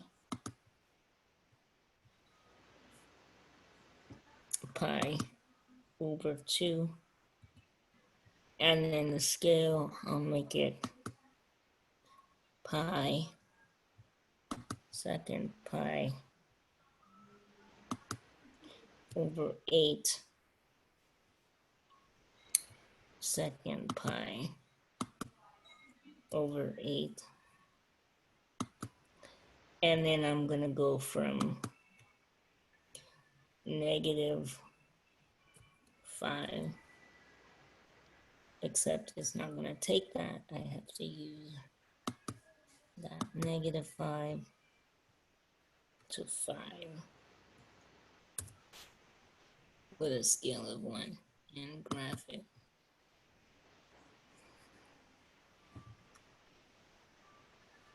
So this thing here, between negative pi over 2 and pi over 2, I have 2 solutions. See where the red line hits? Mm-hmm. You see? But between your interval was from, what was your interval on your paper, Sam, or the problem that they wanted you to find solutions for? Oh, from 0 to 2 pi, you mean? Oh, is that it? Okay, so let me change it 0 and 2 second pi and graph it. Now, if you look at it, there's the graph of a tangent, and you can see that there are 4 solutions. See it? Yeah. So now what we're getting here, the 0.632 radians is the second. So what we need to do is find all 4 of them. So there's a corresponding angle in quadrant 3. If I add, so are you okay now that there's 4 Yes. of these? Does that help a little bit so you can see what? And you can find these by doing second calc, second calc, and it would be, you'd want to do intersect number 5, Mm-hmm. and then you would just move your cursor. Let me see. Where did my cursor go? My cursor went away. Hold on. I don't want y to be 34. I need you to come back. Down. It's not coming down. Why not? I don't know where my cursor went. Hold on. Wait. From there. Second calc 5. Okay. Oh, it didn't do that for me. I need to get my cursor back. There it is. So now I can calculate the first curve and hit enter. And the second curve and hit enter. And I don't want to guess. I want you to tell me what it is. And there's one of them, 0.78, 0.785. Okay. Then there's another one here.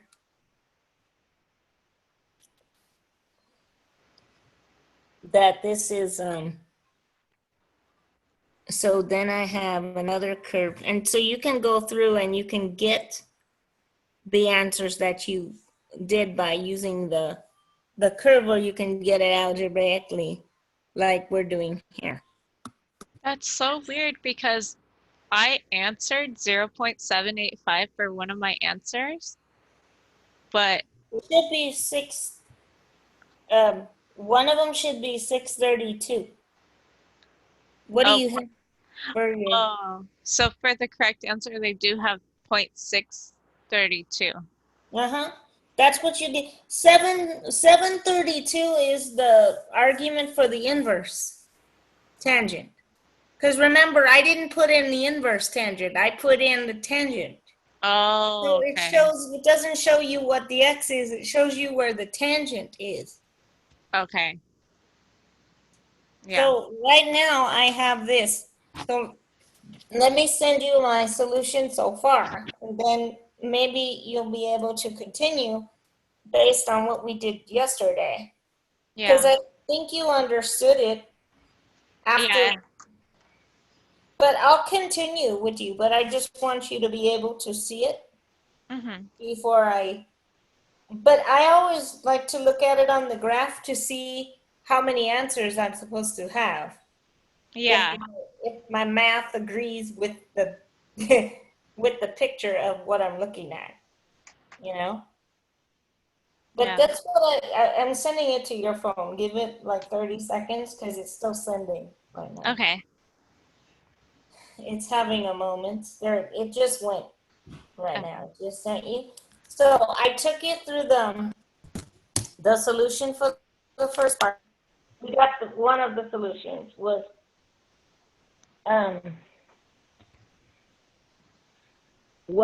point, and I showed you why. Okay. Okay. And it's not degrees. I don't know why I put degrees. It's not degrees. Okay. Because it was a holdover from the. So just cross out where it says degrees because that was wrong. But it's that's radian. That's not degrees. Okay.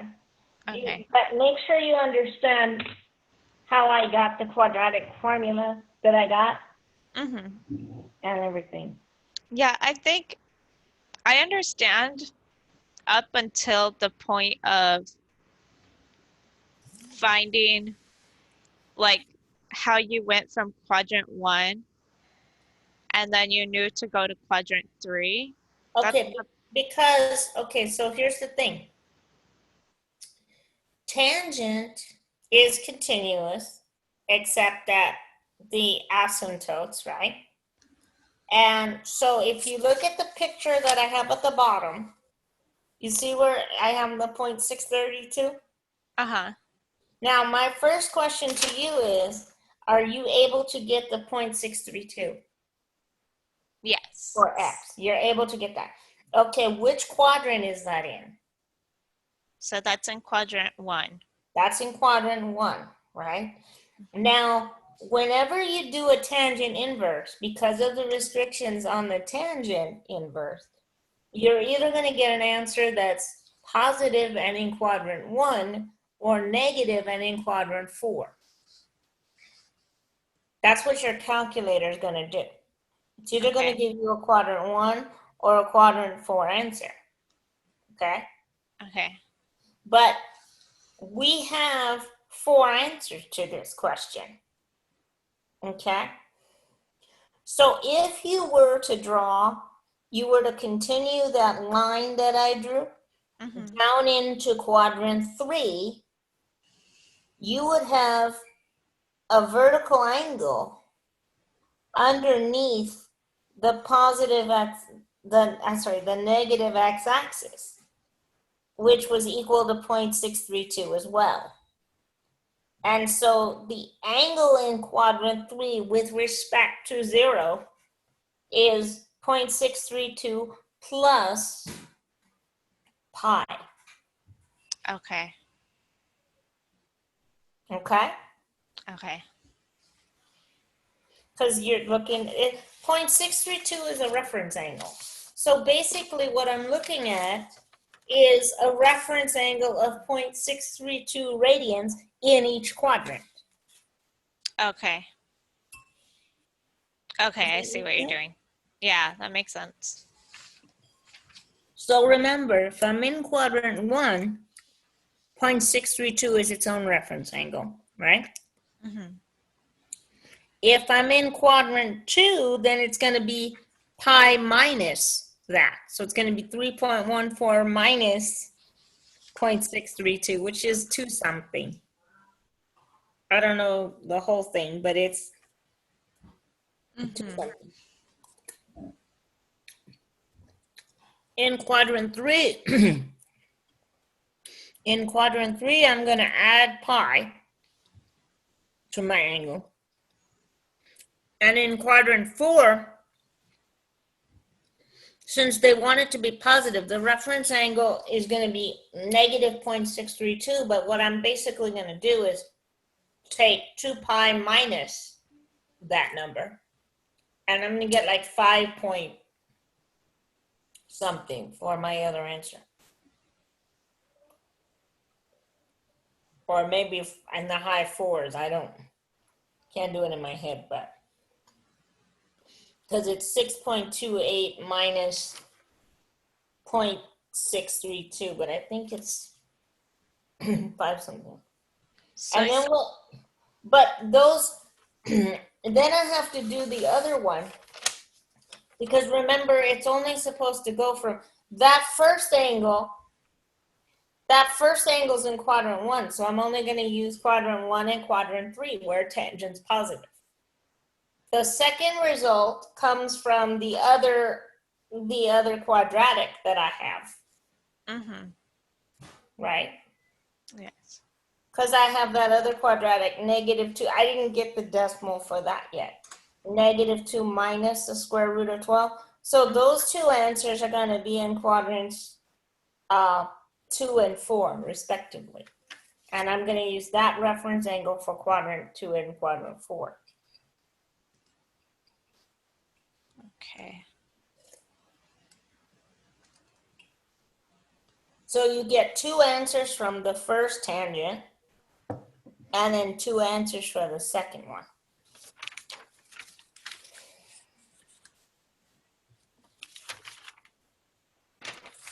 Because remember, inverse tangents only define in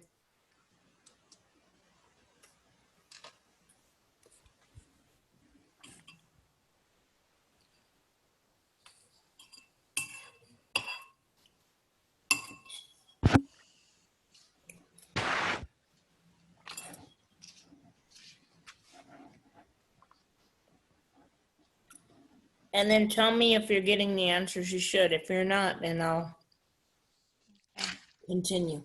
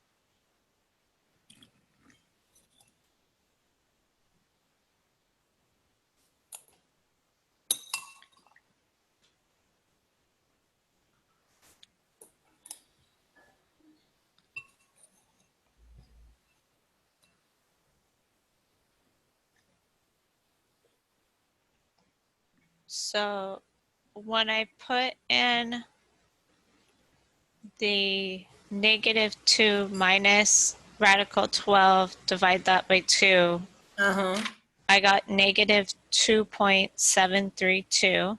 Okay, that's going to be a reference angle in quadrant 4. So, well, it's not yet, but it will be soon. -2.732. Okay. So to find x, you're going to say x is going to equal the tangent inverse of -2.732. Make sure your calculator's in radians and tell me what you get. Okay.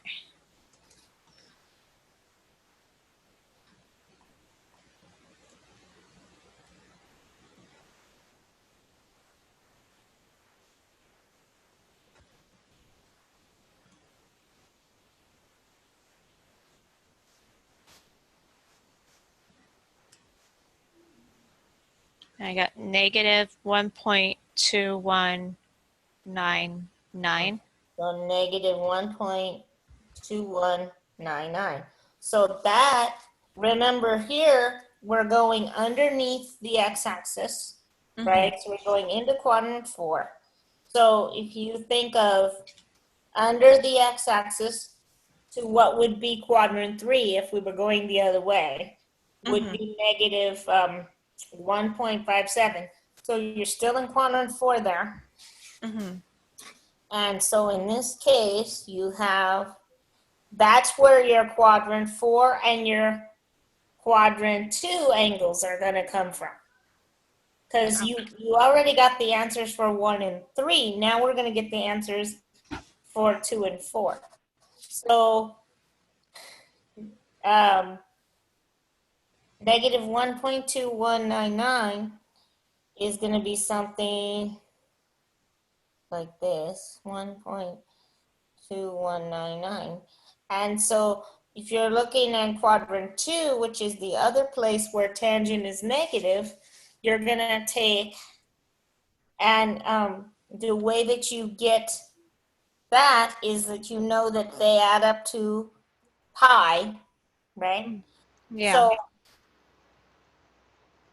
So you're gonna take the difference. So if you have like a -45 degrees, let's say, I know it's not 45, but if it were, you have a -45 and you're going up the other way, so you're gonna take and so if you had the whole angle, you subtract from pi, right? So they have to add up to pi. So that's how you find the other angle. So if you have that, Which is 1.922. something like that, yeah, it should be past, should be more than,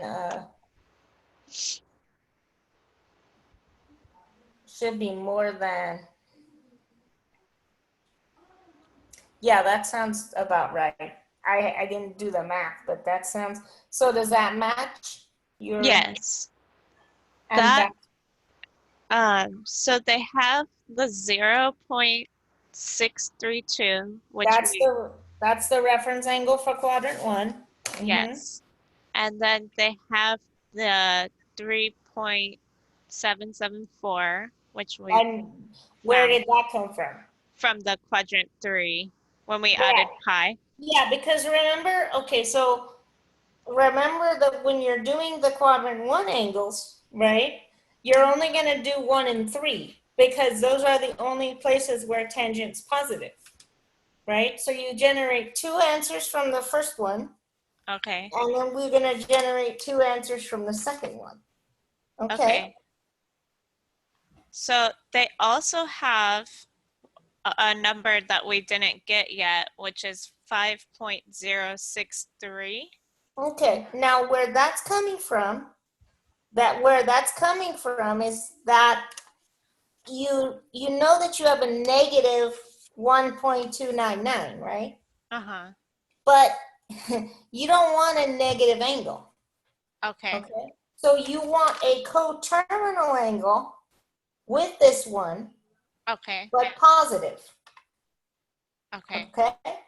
So basically, if you thought of it as being positive, right, in the first quadrant, but you'd be in quadrant 4, you have to think about you're looking at the angle from 0 all the way around to that line that you drew. So you're looking at the angle from the positive x-axis all the way around to that 1.2199. So the way they're getting it is they're doing 2 pi minus 1.2. Because you're looking at the angle all the way around to that. So if you do 2 pi minus 1.2, you're going to get 5 point something. Oh. Because you want there's nothing wrong with the negative 1.2. Yeah. But it's not in the interval that they asked for. Okay. I'm sorry these problems are taking so long. No, take your time. Does that make sense? Yes. This is not easy. I have a lot of students that can't do it, so I'm glad you're asking. But does you see where your answers are coming from? Yes. And you see why some of them are excluded and some of them aren't. Mm-hmm. Yeah.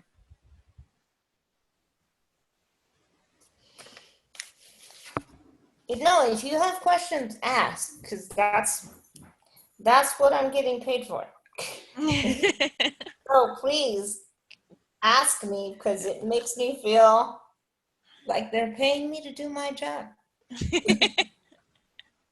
Instead of paying me to sit here and babysit my computer. I know, it's amazing how it's finals, like, and there's no one. It's crazy. Well, like I said, in my other classes, like she puts up the solutions to everything. The final, not the final exam, but the final review, all of that. So unless you have a question about what the solution actually is, or how she got something, it's there for you. You know what I mean? So it's not that she doesn't want people to ask questions.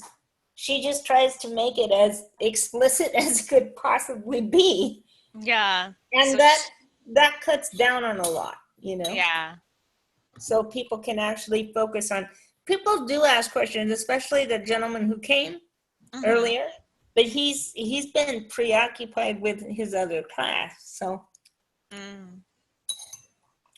I wish I could say the same, but no, I just you have a class, it's called Your Children. Yeah.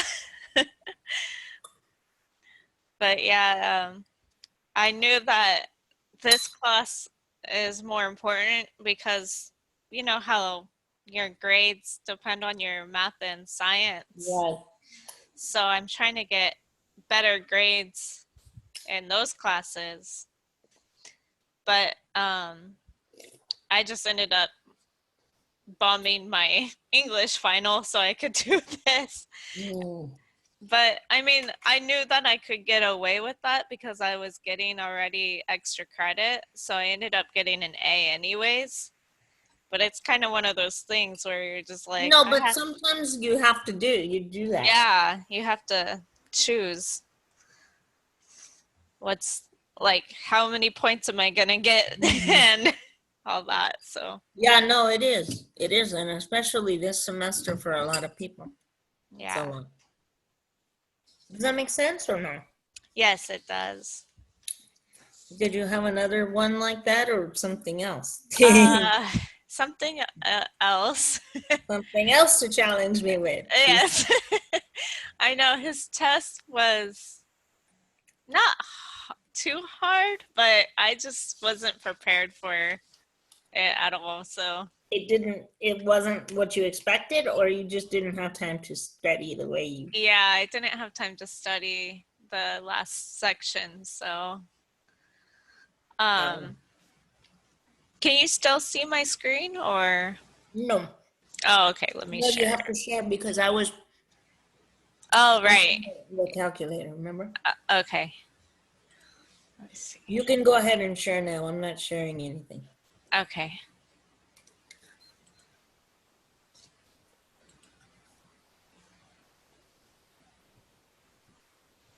Oh my goodness. Okay. I'm looking at it like that. Well, I didn't see anything right away except 2 mountains and some water, and I'm like, okay. Oh. It took a while for the other part to show up, and then I realized, okay, you have a triangle here. 75, 74, and 500, and what is that? 5,065 feet. Yes. A bridge is being built across a canyon. The length of the bridge is 5,065 feet from the deepest point in the canyon. The angles of elevation to the ends of the bridge are 75 and 74 degrees. How deep is the canyon? Okay, so you're looking for H, right? Mm-hmm. So you have 2 triangles, and so we want to know how to. Okay, so we need to know the lengths.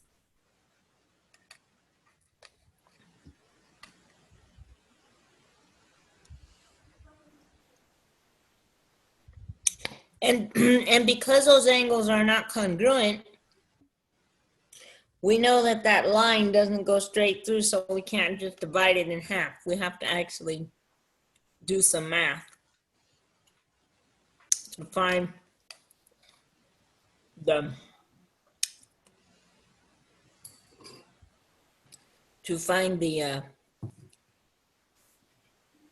so let me grab a piece of paper here. Sorry, I'm just gonna use the restroom really quick. I'll be right back. No worries. Yeah, Okay. I'll start drawing, and you can go and do that. Okay, thanks. 74 and 75. So there's a line there. We have a canyon there. There.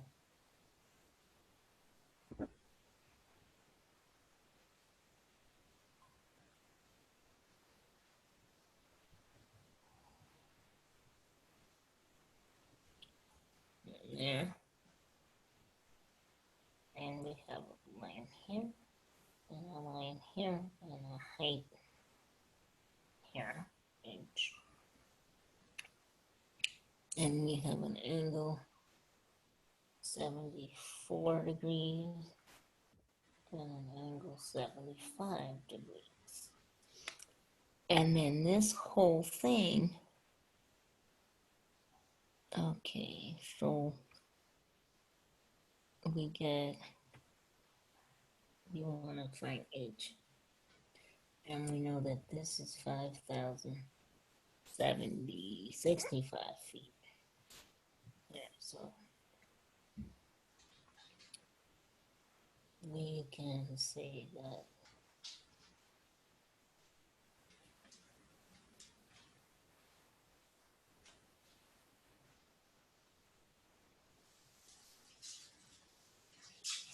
if I know that this is, I can find the angle in the middle, call it A. Angle theta. Theta is 180 minus 74 minus 75 degrees. So then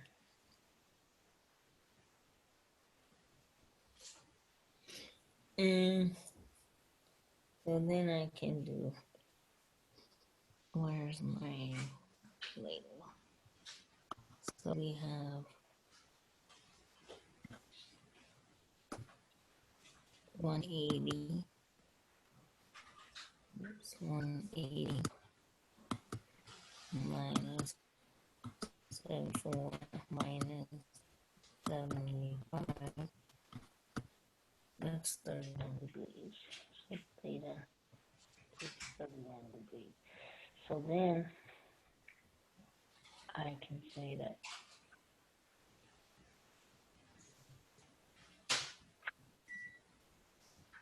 and then I can say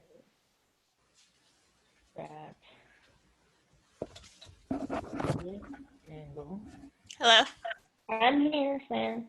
Okay, sorry, I'm just heating up something to eat really quick. No, that's cool. 70 Okay. degrees. And this is 74. 74 degrees.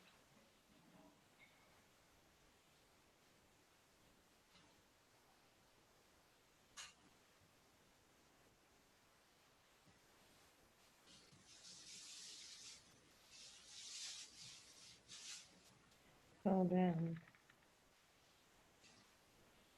we can say, and this right angle here. So 90 and 74 is 164, 180,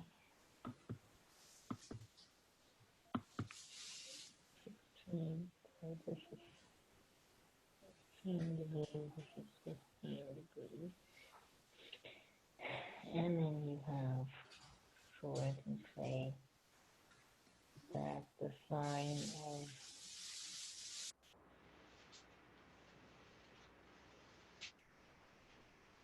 now I need to find the depth of the triangle. So I can say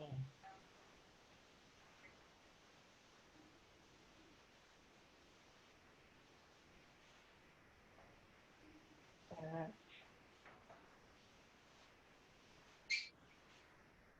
I have a triangle here, and a triangle here, that is 4, 16, and B, or H, sorry, H.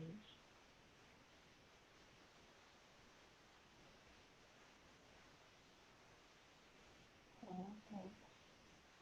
And I have another one that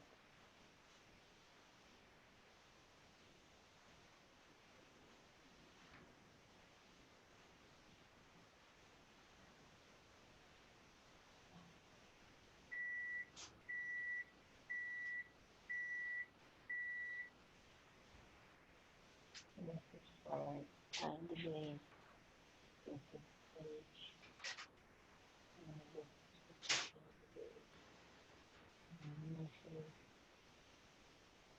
is 65 minus.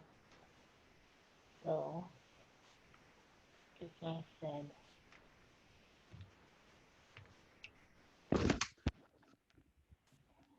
Hello? that, I'm here.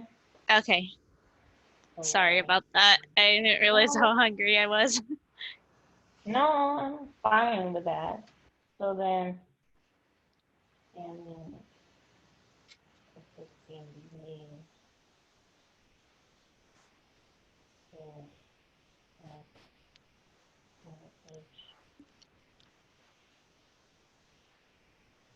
and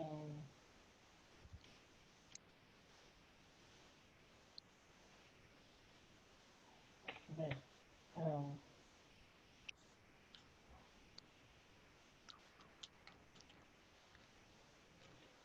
this angle, 5 degrees is equal to,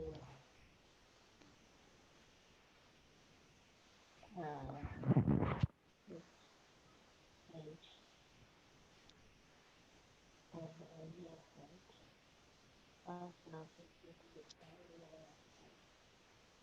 And then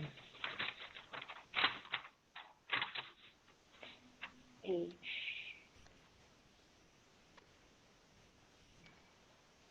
x is equal to H times the tangent of A.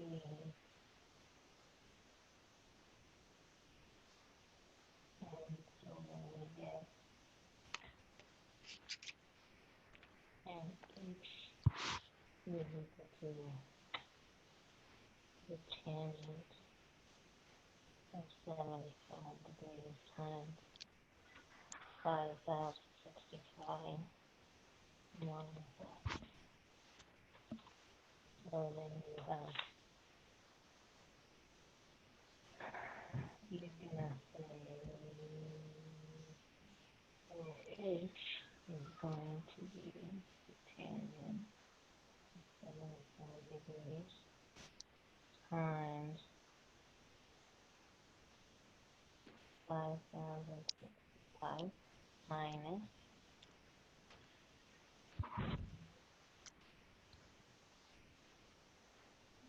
H tangent 16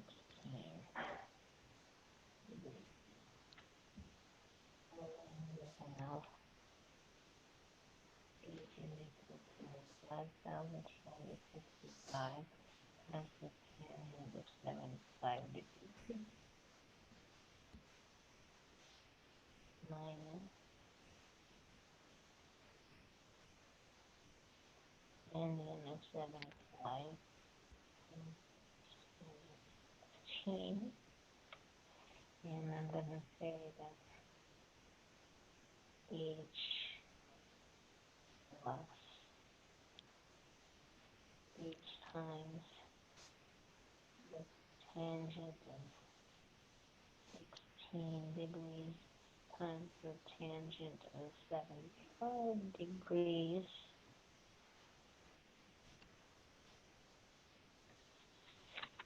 equals 5,065 times the tangent 75 degrees. And then H is 1 plus the tangent of 16 times the tangent of 75 is 5,065 times the tangent 75. H should equal 5,065 times the tangent of 75 over 1 plus the tangent of 16 times the tangent of 70 degrees. Okay, so then let me send you a picture of this. I'm sure there's other ways of doing it. I did it using the tangents because I could. There's probably other ways that you could have done it. Okay. Yeah, I think he taught us to use tangent in this type of problem. But it might have been a little tricky as far as the algebra goes. I haven't plugged it into the calculator yet, but you can check my, I'll check it right now. I just sent it to you. Let me poke it in and see if I get the, I do. Huh?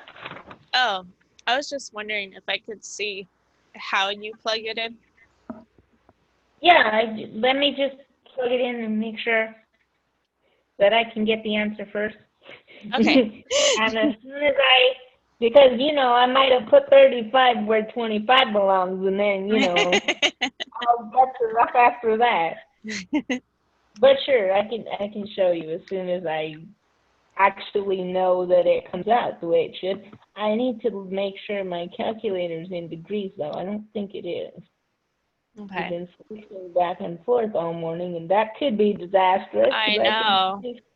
That was the hardest part, I think, of this. test. It's like going back and forth. Figuring out which one is. Mm-hmm. Nope, sure enough, I'm in radians. I'm glad I checked that. Because otherwise, we're going to have problems, ladies and gentlemen.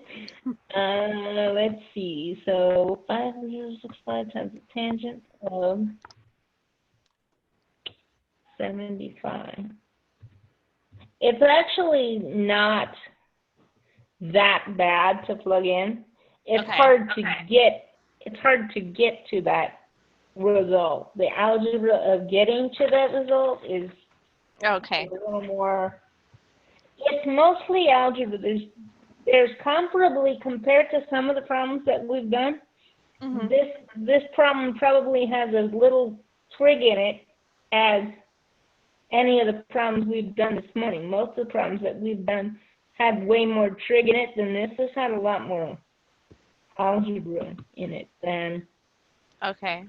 trig, which may or may not be comforting to you. I don't know. I feel more comfortable with algebra, but sometimes during this class, I'm like, man, there's some things The algebra in pre-calc and calculus is like, you're like, I've seen it, why can't I do it? It happens, believe me. Or how to get that specific answer that you're looking for. It's like Yeah, okay. getting to that result. I have it here. So when you're ready with, make sure you understand, and then I'll go ahead and share and talk. Let me screenshot this too. It'll Okay. be easier for me to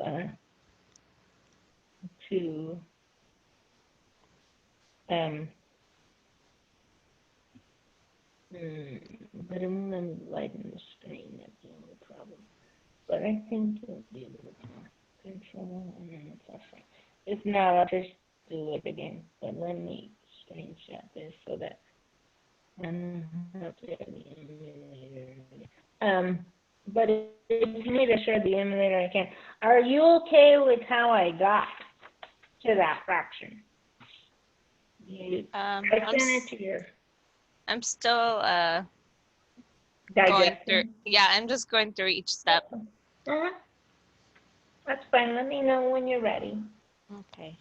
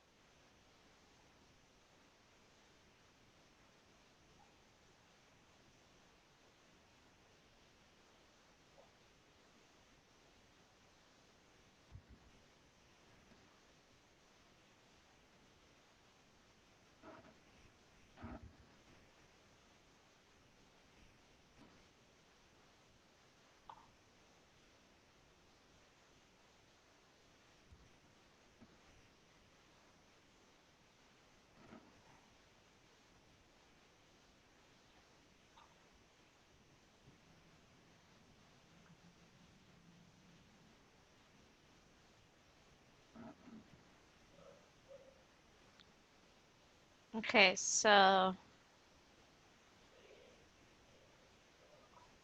The one thing I'm a little confused is the third line down from the H plus H parentheses. Okay, so what I did there was, you see how, okay, so the first H is the H that's on the left side. Okay. If you look at the right side, you see that second term that has the H in the middle of it? Tangent 75 degrees times H times the tangent of 16. Yes. You see that? I added that term to both sides. Okay? And I wrote that second term with an H in front. So, and I just factored out, because it's H times the tangent of 75 times the tangent of 16, yes? So I just wrote it that way with the H in front of it. Because it was just weird to have the H in the middle like that. Okay. And then I factored out H from the first two terms. Okay, I see that.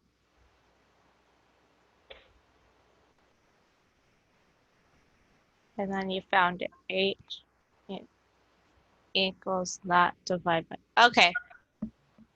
Okay? Yeah, I see what you mean with the algebra. Yeah.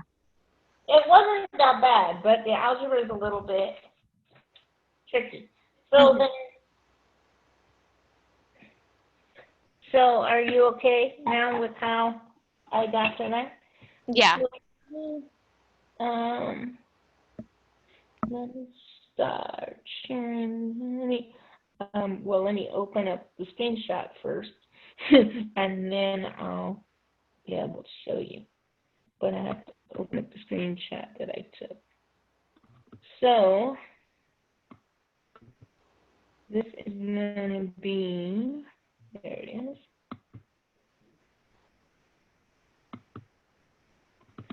Come on, screenshot, open. There it goes. It just took a minute to open, that's all. Okay. Share at this time. Sharing your screen temporarily. Okay, and I'll share this. Okay, so can you see my calculator screenshot? Yes. Okay, so I open a parenthesis and I put 5065 tangent, and then if your calculator doesn't open a parenthesis for you already, I did, put 75, close the parenthesis for the angle, close the parenthesis for the numerator. Okay? Okay. Then your division sign. Then open up a parenthesis, 1 plus tangent, open paren 16, close paren, times tangent, open paren 75, close paren for the angle, close paren for the denominator.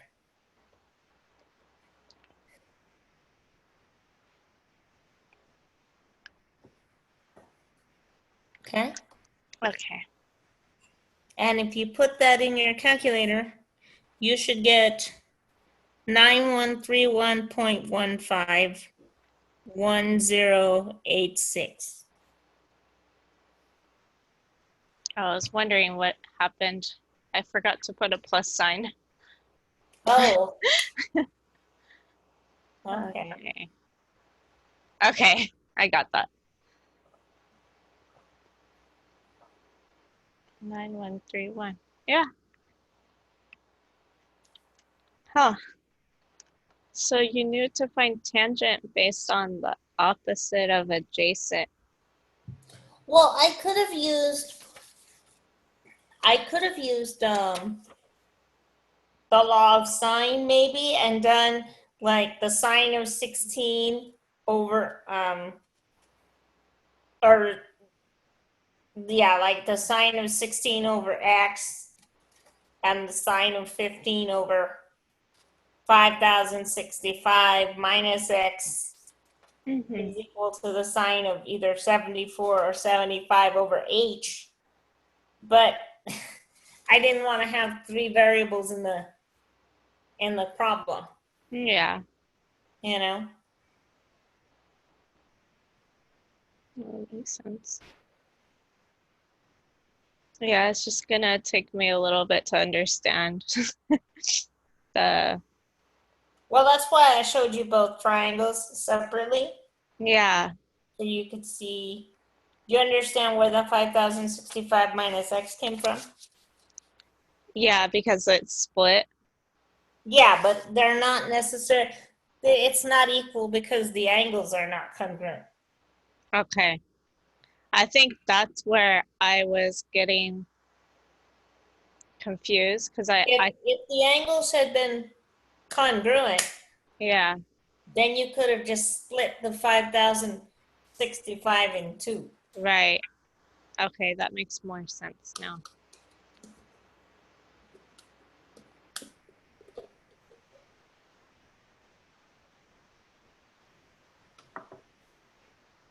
So when you found that the theta equals 31 degrees? I didn't need it. I was Okay. thinking about doing the law of sine.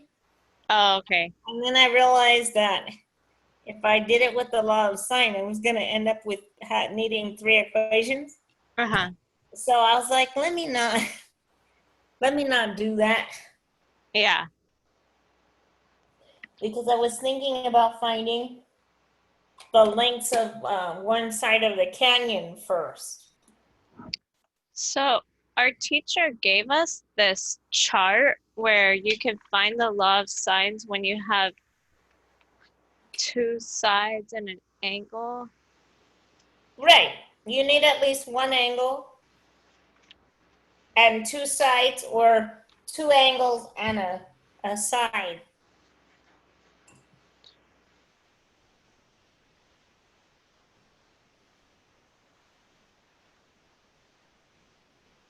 If you have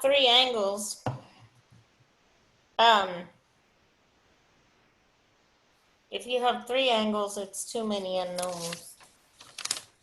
Okay.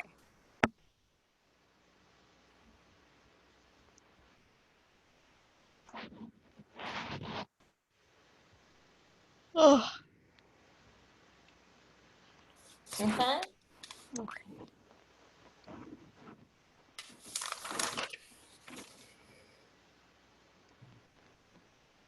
Oh, this math is making me tired.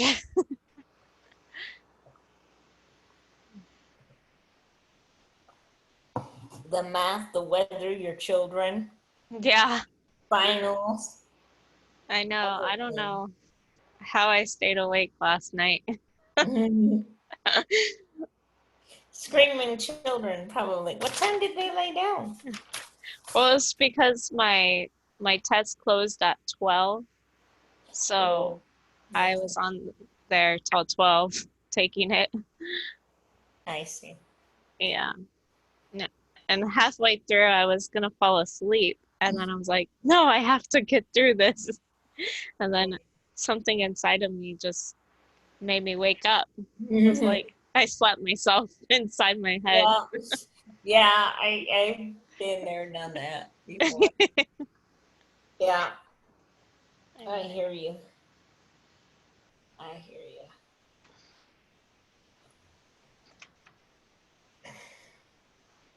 Thank you so much for all your help, though. No worries. No worries. I'm glad I could be here. Yeah. I know. I think I'm gonna go and I want to take a nap, but I think I'm just gonna go for a walk. Try to, Yeah, since it's not raining today, huh? yeah, get a little walk in and How rude of it to rain yesterday. yeah, I know. I was surprised. I was Yeah, and it like, rained quite a bit too. yeah, that's good. We need it. And it keeps people in. They don't want to go out when it rains. Yeah, I know. I love it the day after it rains though. It's so nice. Uh-huh.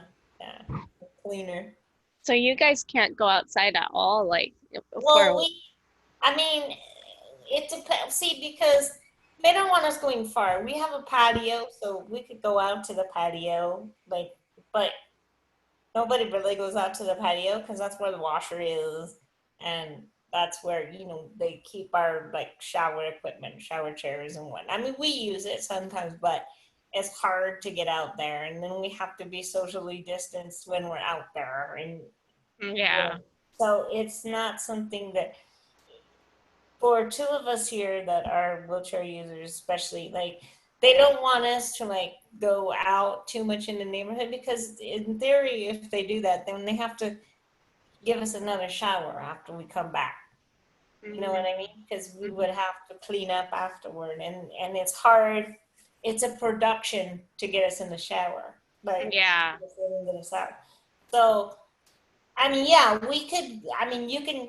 I take out the garbage once a week, or we go out to. But they don't want us to like walk around and do like my housemate that likes to get exercise. She walks in the house now because they don't want to have to take a staff outside with her because our staff are high risk Yeah.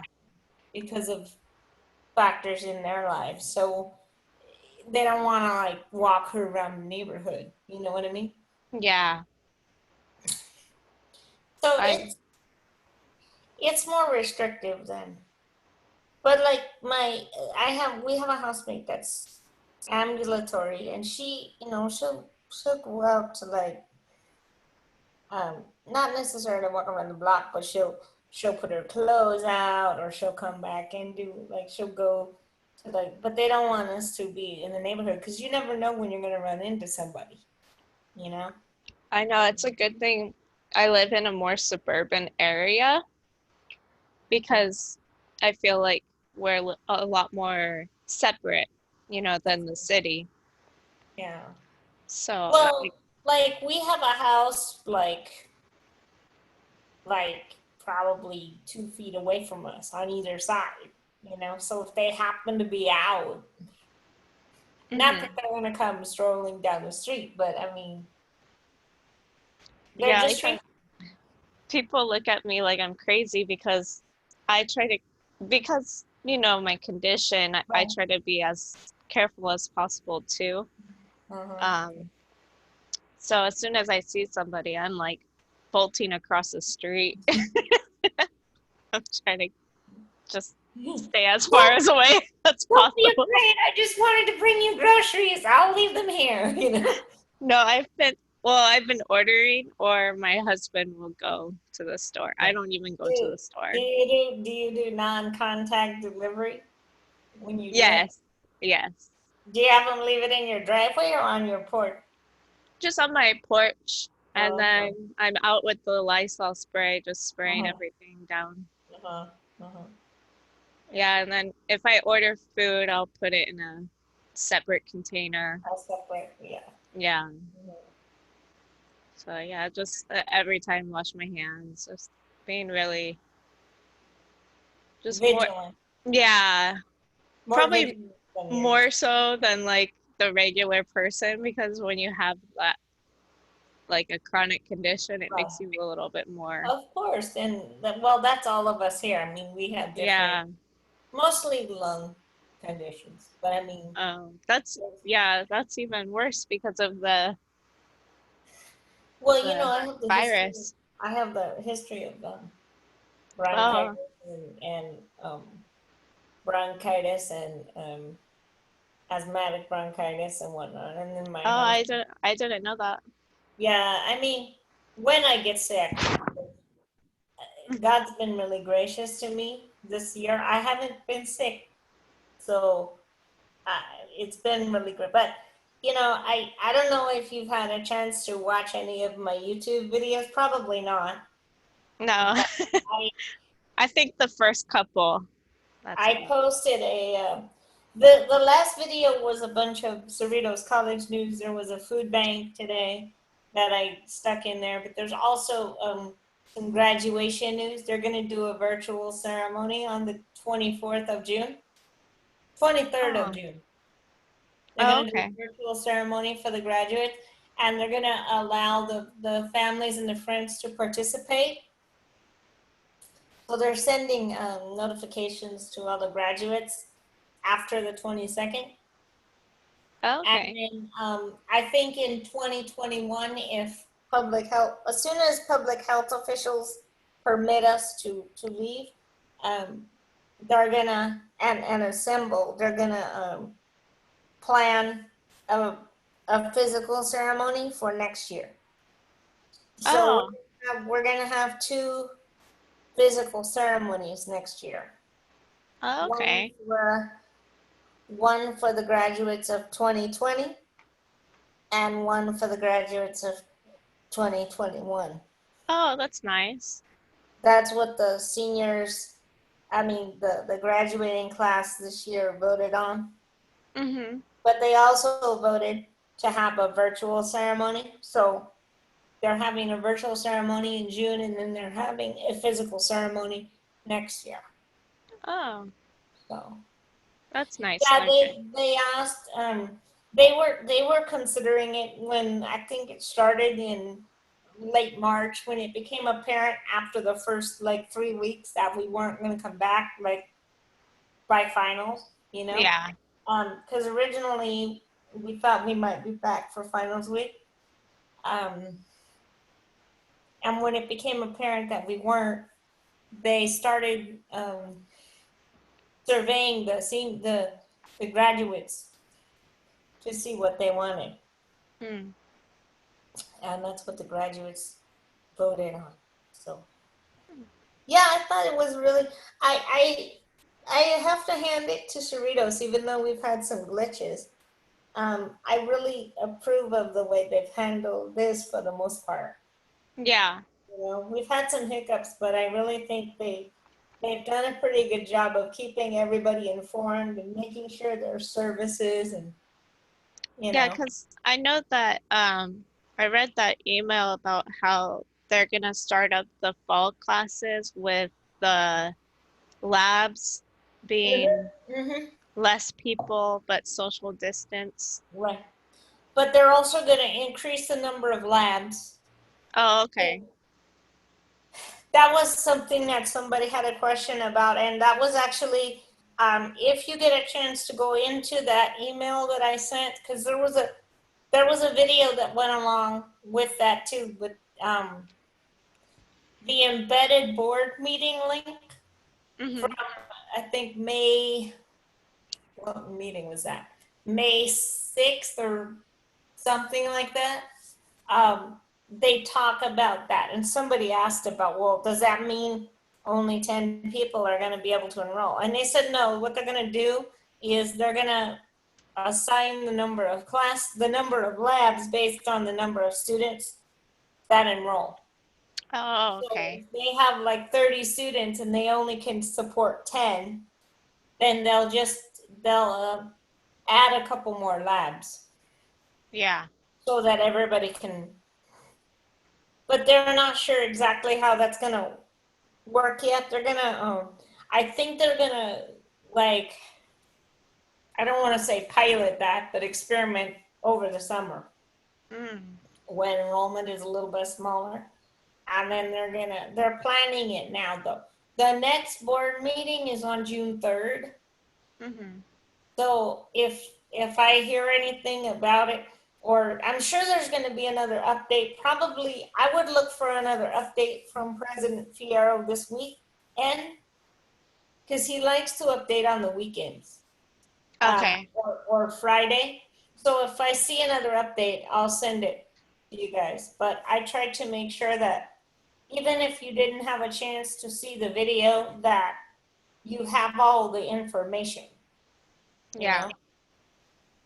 But some people like the videos are a way to connect to some of my people. Like I have a friend right now, she's a nurse and she's a bi-coastal nurse. She works in California, but she also works in New York. and she went to New York for like 3 months. I think 3 to 4 months. I'll have to text her and see if she's still there. But she was working in a COVID ICU. Oh, wow. So yeah, and so when she texted me about it, we talked just before she left. She left in late March. Um, well, just before she left, she said, please keep your videos coming because then I have a chance to see you, you know, so she can Oh, watch it whenever she wants, you know what I mean? But at least she has right. to see my face. And so that was the thing. This one's for you, Angie, just so you can see my face for like, you know. And so I don't know if she watches them. Probably not right now. There's been a lot of drop in my viewership for the last couple of weeks because of finals, I think. Yeah. But I try to make sure that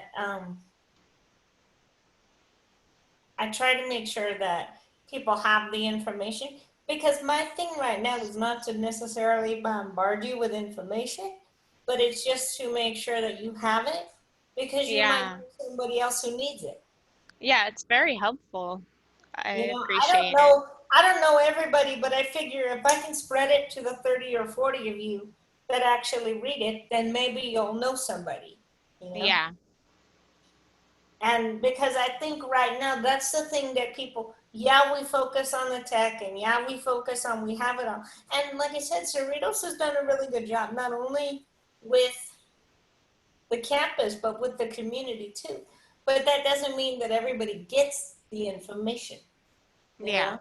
And I would hate for somebody not to have it. So I'm kind of in that camp Mm-hmm. right there, but yeah.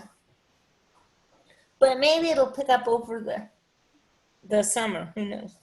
Um, Yeah, I and just joined Project Hope, the oh community. yeah, mm-hmm. So that meeting that I went to, thanks to Right. you. Uh-huh. Mm-hmm. Yeah, so I got in and So are they doing meetings virtually now, or what did they do? Did they? well, so I enrolled in the spring. So I don't start until the fall of Okay. next year. Okay. So, but I did see, because I'm on their Canvas, and Oh. yeah, I saw that they don't do meetings, but they do like short videos, and they also talk about ways to volunteer, like virtually. And yeah, they do So like have. Mm-hmm. a requirement of so many tutoring hours per month that you have to log Oh. in. Okay. Okay. Yeah, for the Success Center. So I guess I'll be able to enroll in my classes early as well, so I'll get to pick out Oh. my classes for the fall. Mm-hmm. And I'll be one of the first people to get a seat. Nice.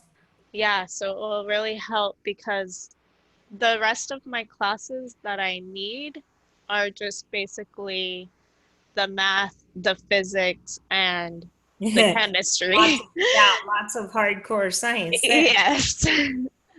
So I need to be able to have that seat in there because those are usually very competitive to get Right. in. Right.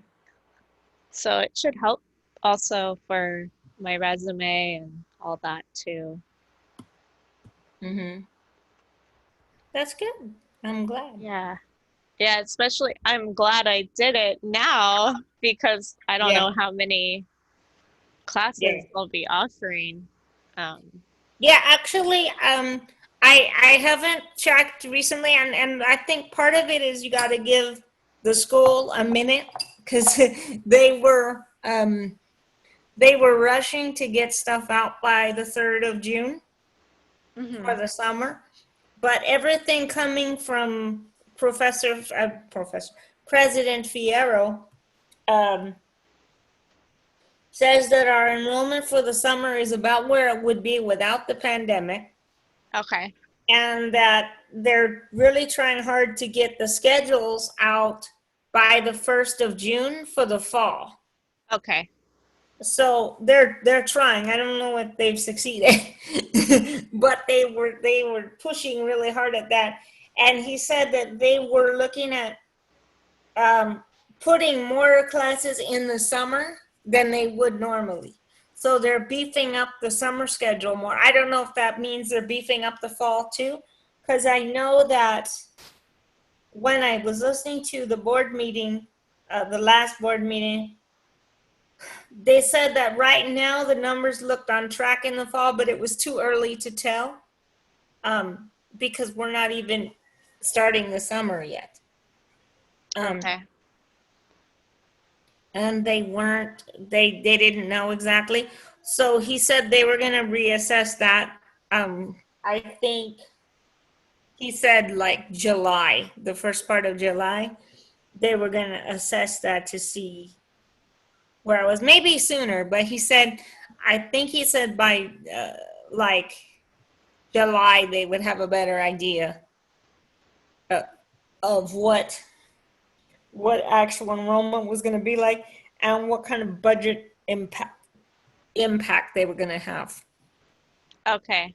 Because so far, I don't think they've talked too much about budget impacts because they've been getting a lot of help from the Cerritos College Foundation. Mm-hmm. And some private help from the Alumni Association and members of the community to support the technology disbursement. And so they were talking about how they were concerned about access to technology for the fall semester. That was one thing that they thought was going to be key to how many people were able to enroll, was how good their access to technology was. Oh, okay. But other than that, I haven't seen. Let me step away for a minute and take these dishes to the kitchen, Okay. and I'll be right back if you have any more. I still have about 40 minutes left. Okay. No need to rush. I'm going to mute temporarily, and I'll be right back. Okay.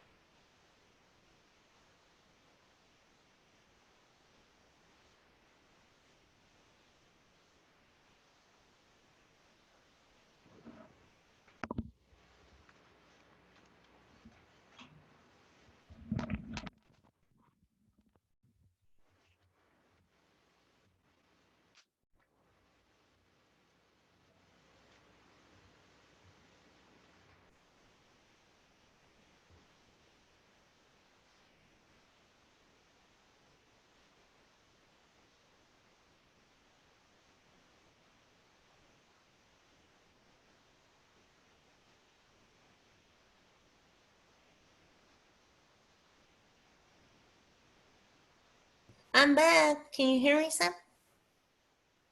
Hello? Hello? Sam?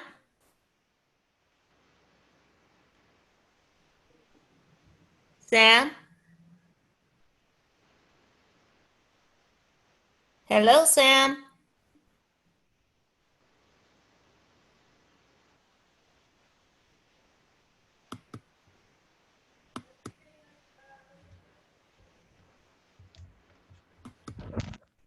Are you there, Sam? Oh, yeah, sorry. I just went to the restroom. That's fine. I I went drank. to the kitchen and then I was like, where'd she go? It's on, but I don't hear anything. Can I help you with anything? Else? Yeah, I just wanted to let you know I mixed up I actually am taking calculus starting on the 26th. Oh, okay. So, All right. Well, then you and I will be best friends yeah. So, for the whole summer. I know. And then you'll be able to teach me count. Well, I don't know if you remember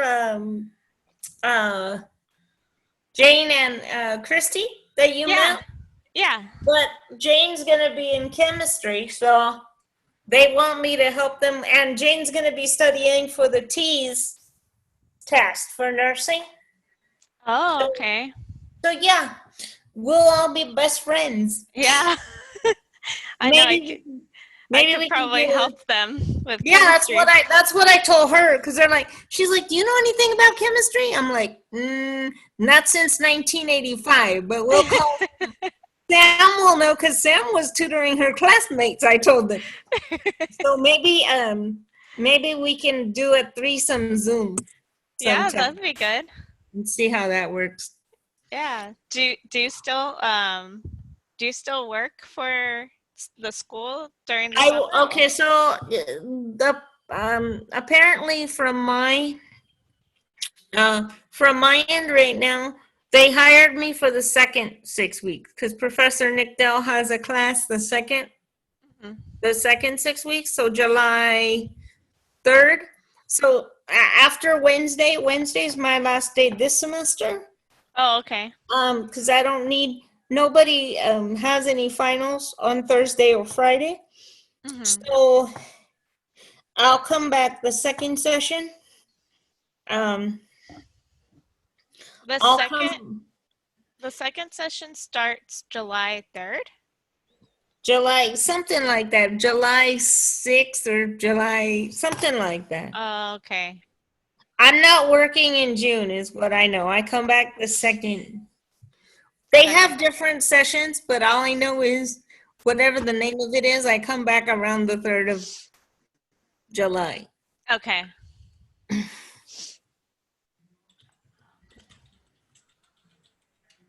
But anyway, what can I help you with, Sam? Okay, so I accidentally exited out my screen. No Yeah, worries. so I have to log back in. That happens to me too. I have about 25 minutes left, just to let you know. Okay. Okay. I think it was just one more problem in that test that And I then had. after that, I go into this other mandatory meeting Okay. for the quarter, but after that's over, you can text me if you have more questions, and when I'm able to jump back, I can let you know. Okay. Okay. Let me see. Example. All right.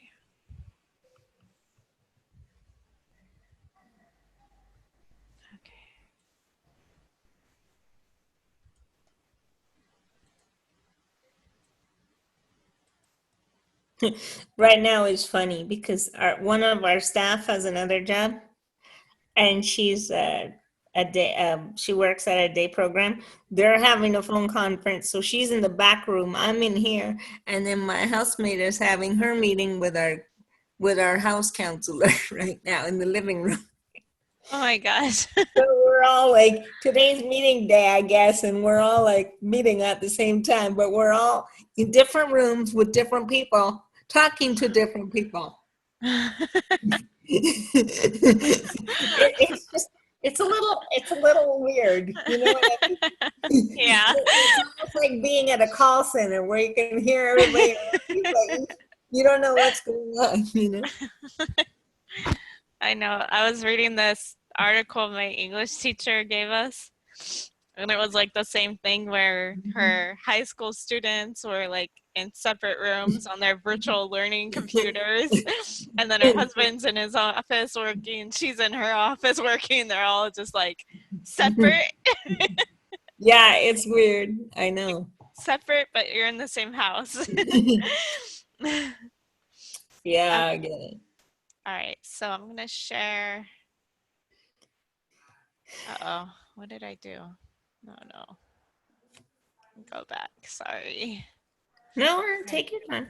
Oh, there it is. Okay. I got this one right only because I guessed on the second part.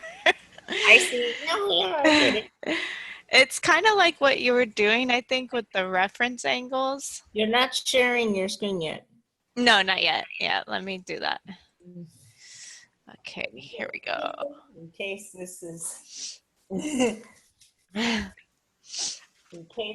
bigger than. All right, let's see. Find out. Okay, so similar. Yeah. Is this somebody I need to listen to? No, it's not. It's Scam Likely. I don't need to listen to you, Scam Likely. Let's turn it off. Okay. So this is similar to what we were doing with the tangent, remember? Yes. Except we don't have the Like the different. step of we don't have the step of trying to get it into one function here. Right. And I believe this will factor. So we have 10 times cosine squared x plus 9 cosine x plus 2 is equal to 0. Now, again, if it's easier for you, you can make a substitution. Let u be cosine x. Okay, let u be cosine x. So you get 10u squared plus 9u plus 2 is equal to 0. Now, this will factor. Okay? Okay. Because if I do the AC method, I have 20, right? And there are two factors of 20, which are 5 and 4, that add up to 9. So I can factor this if I want. This is 5u and 2u. And I'm going to say it comes out to 2u plus 1 and 5u plus 2. Yeah. Okay? Is equal to 0. Now remember, u is cosine x. So we get 5 cosine x plus 2 is equal to 0. And 2 cosine x plus 1 is equal to 0. Right? Okay. So then I have cosine x is equal to a negative 2/5.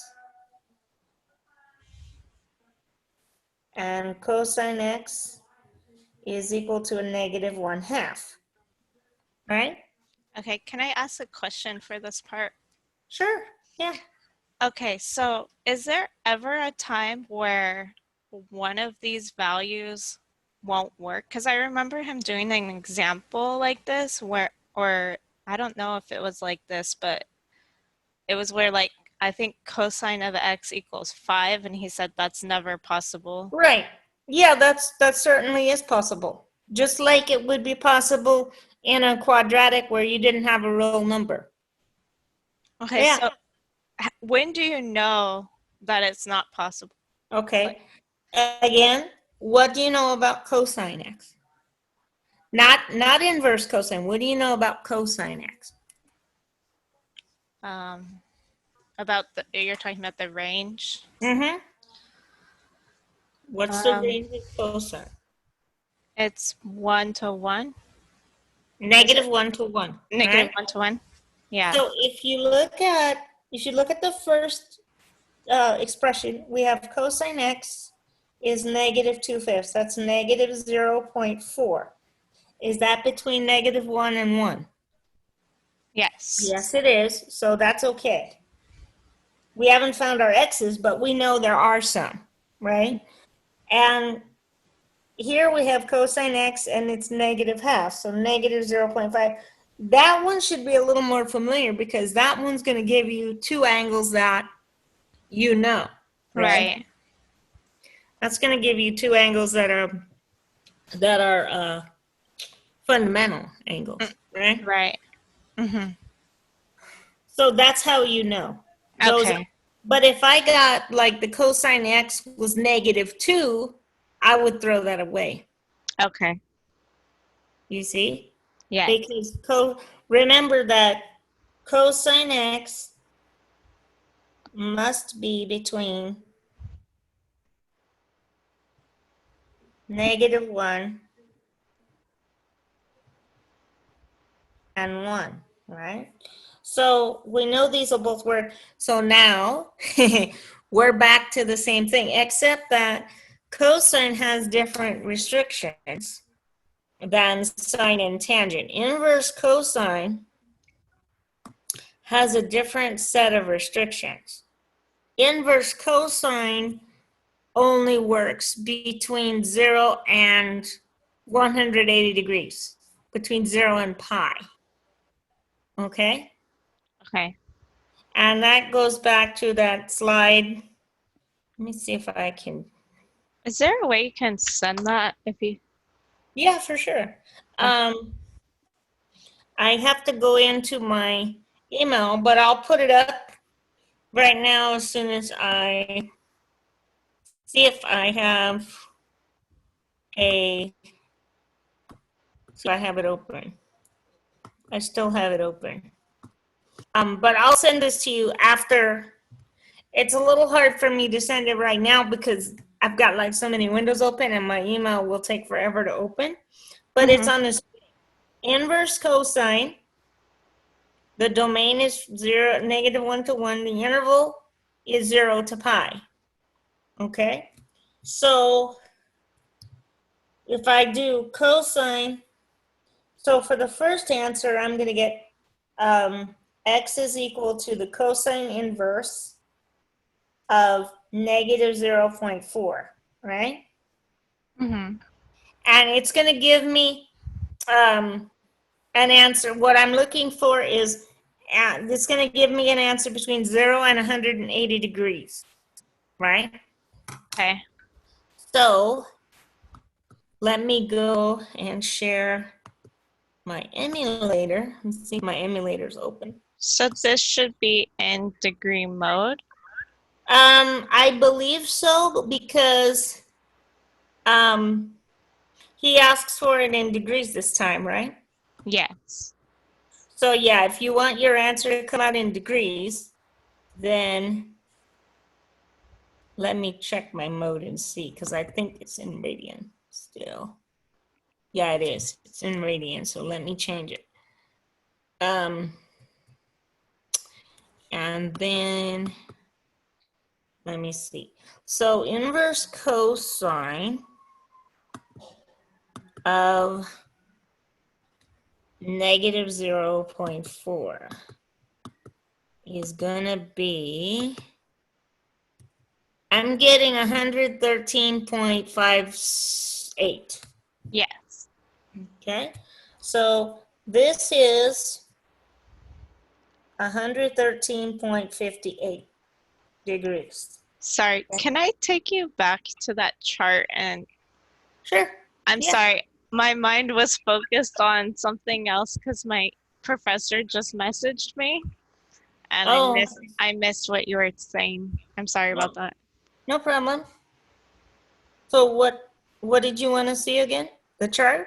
Yeah, just what were you saying about that chart about it being the cos inverse? This one here? Right here? Yes. So Can you that see it? yes. So you're saying the interval is from 0 to pi, so it's between 0 to 180? Right.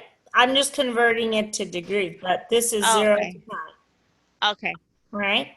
And so you're looking at quadrants 1 and 2 in the unit circle. Quadrants 1 and 2. Okay. Okay. That makes sense. Okay. Okay. Sorry about that. No, anything else right now? No, just, And you know how to put it in your calculator, right? yes. So go ahead and put it in your calculator.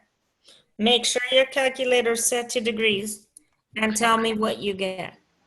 Okay. So I did get the first answer that you said, the 113.58. And did you get that in your Pearson as well? Or whatever your Mind Math Lab? Oh, yeah. Yes, that is right. Okay. So So then now, what's the next question? the thing is, I'm okay with finding the first one, but then I have issues with finding the second Okay. because I tried adding pi to it and Well, it was, not here because this is not a reference angle. It's not between 0 and 90 degrees. Where is 113? 58. so that's in quadrant 2. This is a quadrant 2 angle, right? Okay. So if you're looking at 113.58, okay, now this is 113.58 as my angle. Now, this is a quadrant 2 angle, right? So you're looking for the other quadrant where cosine is negative, right? So it's not going to be a quadrant 1 angle. So it's going to be in quadrant 3. It's going to be in, yeah, it would have to be, another angle there because it's an obtuse angle. Now, if you want to know what the reference angle is, you can subtract 90 degrees and that'll tell you how far it was from the, so if you subtract 90 degrees from that, you'll get like 43.58, right? Okay. But the reason you can't just add pi is because you'd be in quadrant 4 and you would be positive, Right. right? And it's not that. Cosine was negative. So we're looking at the other result. That's why that didn't work. Okay. So if you subtract from 90 degrees, you get the 43.5, and then you're in quadrant 1, and you want to get to quadrant 3, you add 180 to that. Quadrant 3. Yeah, you can think of it like that. If you're in quadrant 1, you have quadrant 1 is 43, and so yeah, you can think of it like that if you want. Okay, because the answer I'm getting is not. Well, because remember that inverse cosine is going to give you quadrant 2 or quadrant 1. You're getting the quadrant 2 angle, right? Okay. Let's come back. Let me do something with you with the other one first, and then you'll be able to see it. Okay. So let's do the other angles here. You're going to get 2 answers for the other one. And these are fundamental, so they should be easier for you to see it. Okay. So the cosine of x is equal to negative 0.5. Now, where is cosine a negative half? Now, you can put it in your calculator if you don't remember. But where is cosine a negative half? 120. Yeah, it's going to be quadrant 2 is going to be 120 degrees, right? So that's a reference angle of 60 degrees. You see it? Yeah. Now, 60 degrees, the reason it's not 60, for the same reason that it's not 4358 on top, is because that's the wrong sign. The wrong SIGN sign. Mm-hmm. Okay? So you've got 120 over here. Now, to get the other place where cosine is negative, you're going to take, you want it to be in quadrant 4, but you want to reference it from quadrant 1. So you're going to take 360 minus 120. It's not pi, it's 360 minus 120. So 360 minus 120 is 240. Okay, so my question is, why are we going to quadrant 4? Because where is cosine positive? Not, okay, so what you're doing now, I think, is mixing up the cosine with the inverse cosine. Yeah. Okay? Inverse cosine will either give you an angle in quadrant 1 if it's positive, or quadrant 4 if it's negative. Okay. Okay? So what or actually, I'm sorry, quadrant 1 if it's positive, quadrant 2 if it's negative, not 4. Quadrant 2 if it's negative, yes? So Yes. what happened was, in both cases, we got an angle in quadrant 2, where the cosine is negative, yes? Yes. Now there's a corresponding angle in quadrant 4, where cosine is positive. Okay? Okay. But the reason you don't want to just subtract from 180 is because your quadrant 4 angle goes counterclockwise from 0, not clockwise from 0. So you have to start from, so if you want to find, I'm going to draw it for you, but if you want to find, that's angle 120. So you want to find the angle that's in quadrant 4. In quadrant 4, that's a 60-degree reference angle there, but it's 120 in quadrant 2. So if you look at quadrant 2 here, you want to know what this is. You want to look at 120 here, and you want to look at 360 minus 120. And Okay. not because negative 120 won't work, but because you want to go from the positive x-axis. Okay. I see what you're saying. And that works the same in the first one. That's why I wanted to do the second part before we come back to the first part. So in the first part, you have Okay. 113.58, right? Mm-hmm. Yes, it's a reference angle of 43, but we're not looking for that reference angle. Okay. We're looking for the angle in quadrant 4 where cosine is Negative. where cosine is negative. You're looking for the angle there, so you're gonna subtract it from 360. 360. Okay. That makes more sense. And I that'll don't give you the I don't quadrant 3. I don't know why I was mixing up quadrant 3 and 4 right now. That's why I was getting. Well, no, the reference angle is because you were stuck on the reference angle.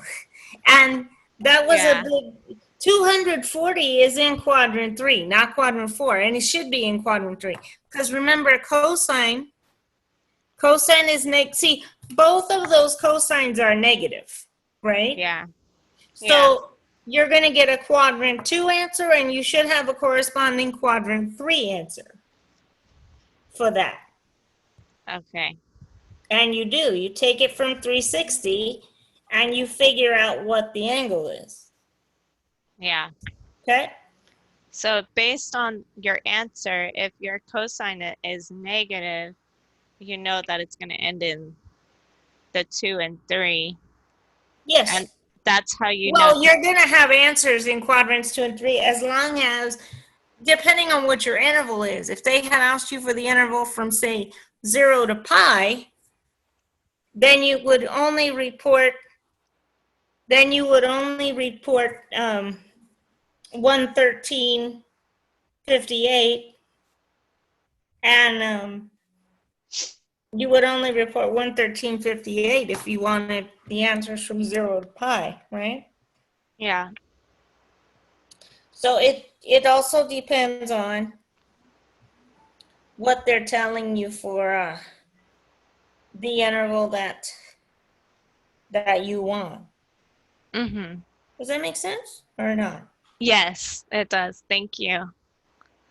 Because I feel like I'm babbling a bit. No, you're fine. I'm understanding it. I feel like I just need to practice a little more, like a couple other problems. But now are you understanding why Yeah. you're looking at it like that? Because it's not an easy concept. It's not hard, but it takes a lot of thought processes. Yeah, because I guess it's just knowing also like where to start, and then like how you're taking the 360 and then subtracting so that you end in that quadrant, like is where I was getting confused. But Okay, so let me see if I sent you a picture okay. to your phone.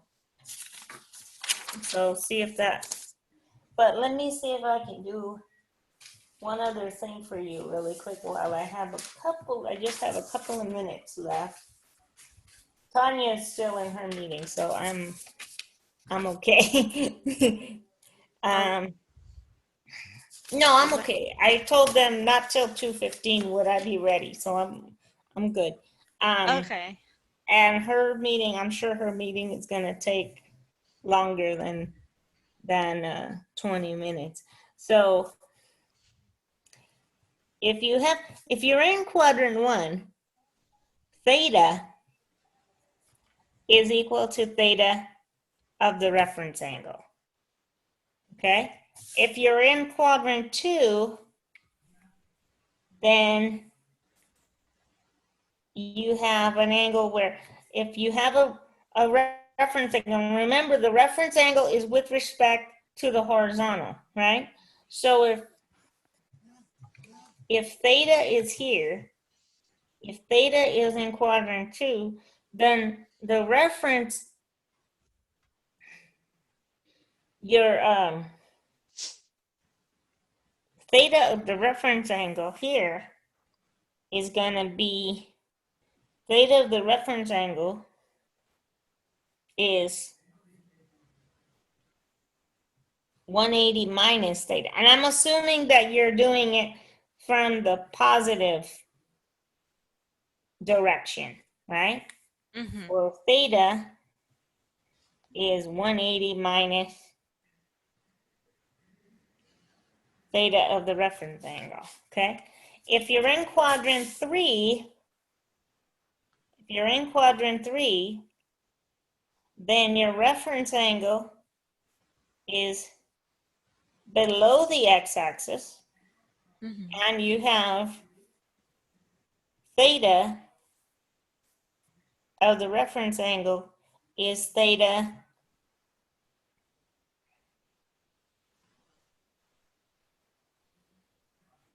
minus 180. Okay, so it depends on which way you're doing it. Okay, if you're Okay. looking at you'd have to like solve both of these to figure out, depending on what your plus 180. So I'm gonna see if this helps you. I'm Okay. drawing it right now so that theta reference here, if I do theta of the reference angle is 360 minus theta of the reference angle. Theta.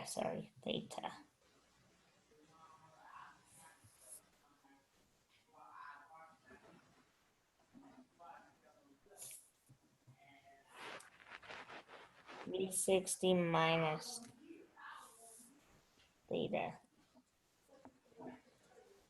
theta of the reference angle. So then theta is 360 minus theta of the reference angle. So let's see if this helps. Maybe yes, maybe no. We'll see. This could be a flop. This is a little bit of an experiment, but let's see if it actually helps you.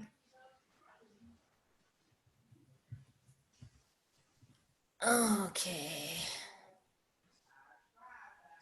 All right, so then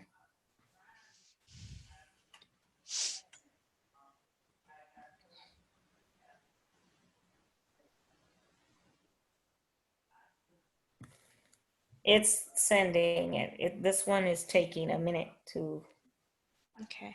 actually. Okay.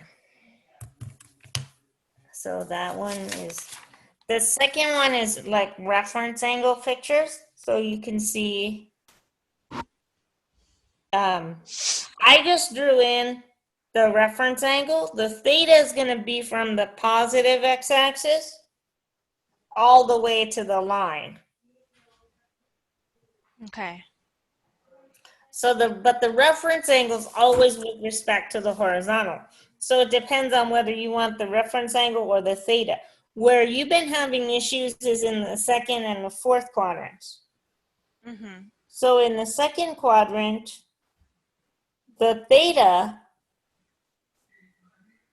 is 180 minus the reference angle. And in the third quadrant, it's 180 plus whatever the reference angle was. So in our case for this one, we had 113, what was it, 113.58, right? Mm-hmm. So that was your theta. Theta was 113.58. So there's another angle where cosine is negative, and that happens in quadrant 3. Mm-hmm. So if it's 113.58, that's not the reference angle. The reference angle's like 43.58. Mm-hmm. And so if you're in quadrant 3 for that, then you have to think about where you are in terms of the other. You have to subtract it from 360 to get the angle in quadrant 3. Because if you use the 113, because the 113 is not a reference angle. Reference angles are between 0 and 90. Mm-hmm. Does that make sense? Yes. You think that's going to help you a little bit? Yeah. Let me send you I need to wrap this up Okay. for now. But did you have a question? I don't have to run, but I have to wrap this up. Did you have a question about I'll send you the 2 slides also. So I'll send those to your email. Okay? Okay. But do you have a question about any of the 4 answers to this question?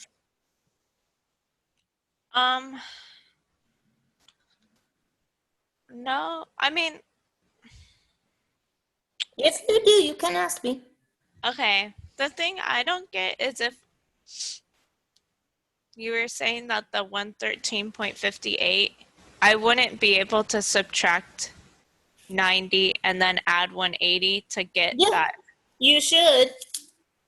I mean, so if you, there's different ways to handle the math in terms of, but what I was trying to say was that 113 was not the reference angle. Yeah. That was what I was trying to say, because that was what you were doing originally. Because I don't think when I did it, Uh-huh. I did 43.50, or let's see. Okay, let me see. You know what? Let me do this for you. Let me write it up and I'll Okay. send it to you. How about that? Okay. Let me write up the whole thing again. And no, because if I write it up and it's on one piece of paper, then you'll be able to see it. You know what I mean? Yeah. Let me write it up for you. And then if you still have questions, text me. How about that? Okay. Does that work? Yeah. Okay, give me a few minutes. I might have to leave and come back. No worries. But Yes. let me do that, and I'll send you the slides. But that'll probably be a few minutes because I have to prepare for this meeting that I have in 15 minutes. Okay. Okay. All right. All right. I'll be in touch, Sam. Okay. Thank you so much for all your help. No worries. And I recorded this part, so if you want, it's gonna take it about 30 minutes to download to Zoom. And then I can send you the link and you can fast forward to the parts Okay. that you wanna rewatch or re-listen to. Okay. Because I'm sure it's about a 2-hour video and I don't think you wanna Yeah. watch the whole thing. Maybe you do, I don't know. Maybe I'll put it on while I'm sleeping. Yeah, right. Then you can hear my annoying little voice in your head the whole time. All right, I'll be in touch, Sam, okay? Okay. Thank you. You're very welcome. Take care. Bye. You too.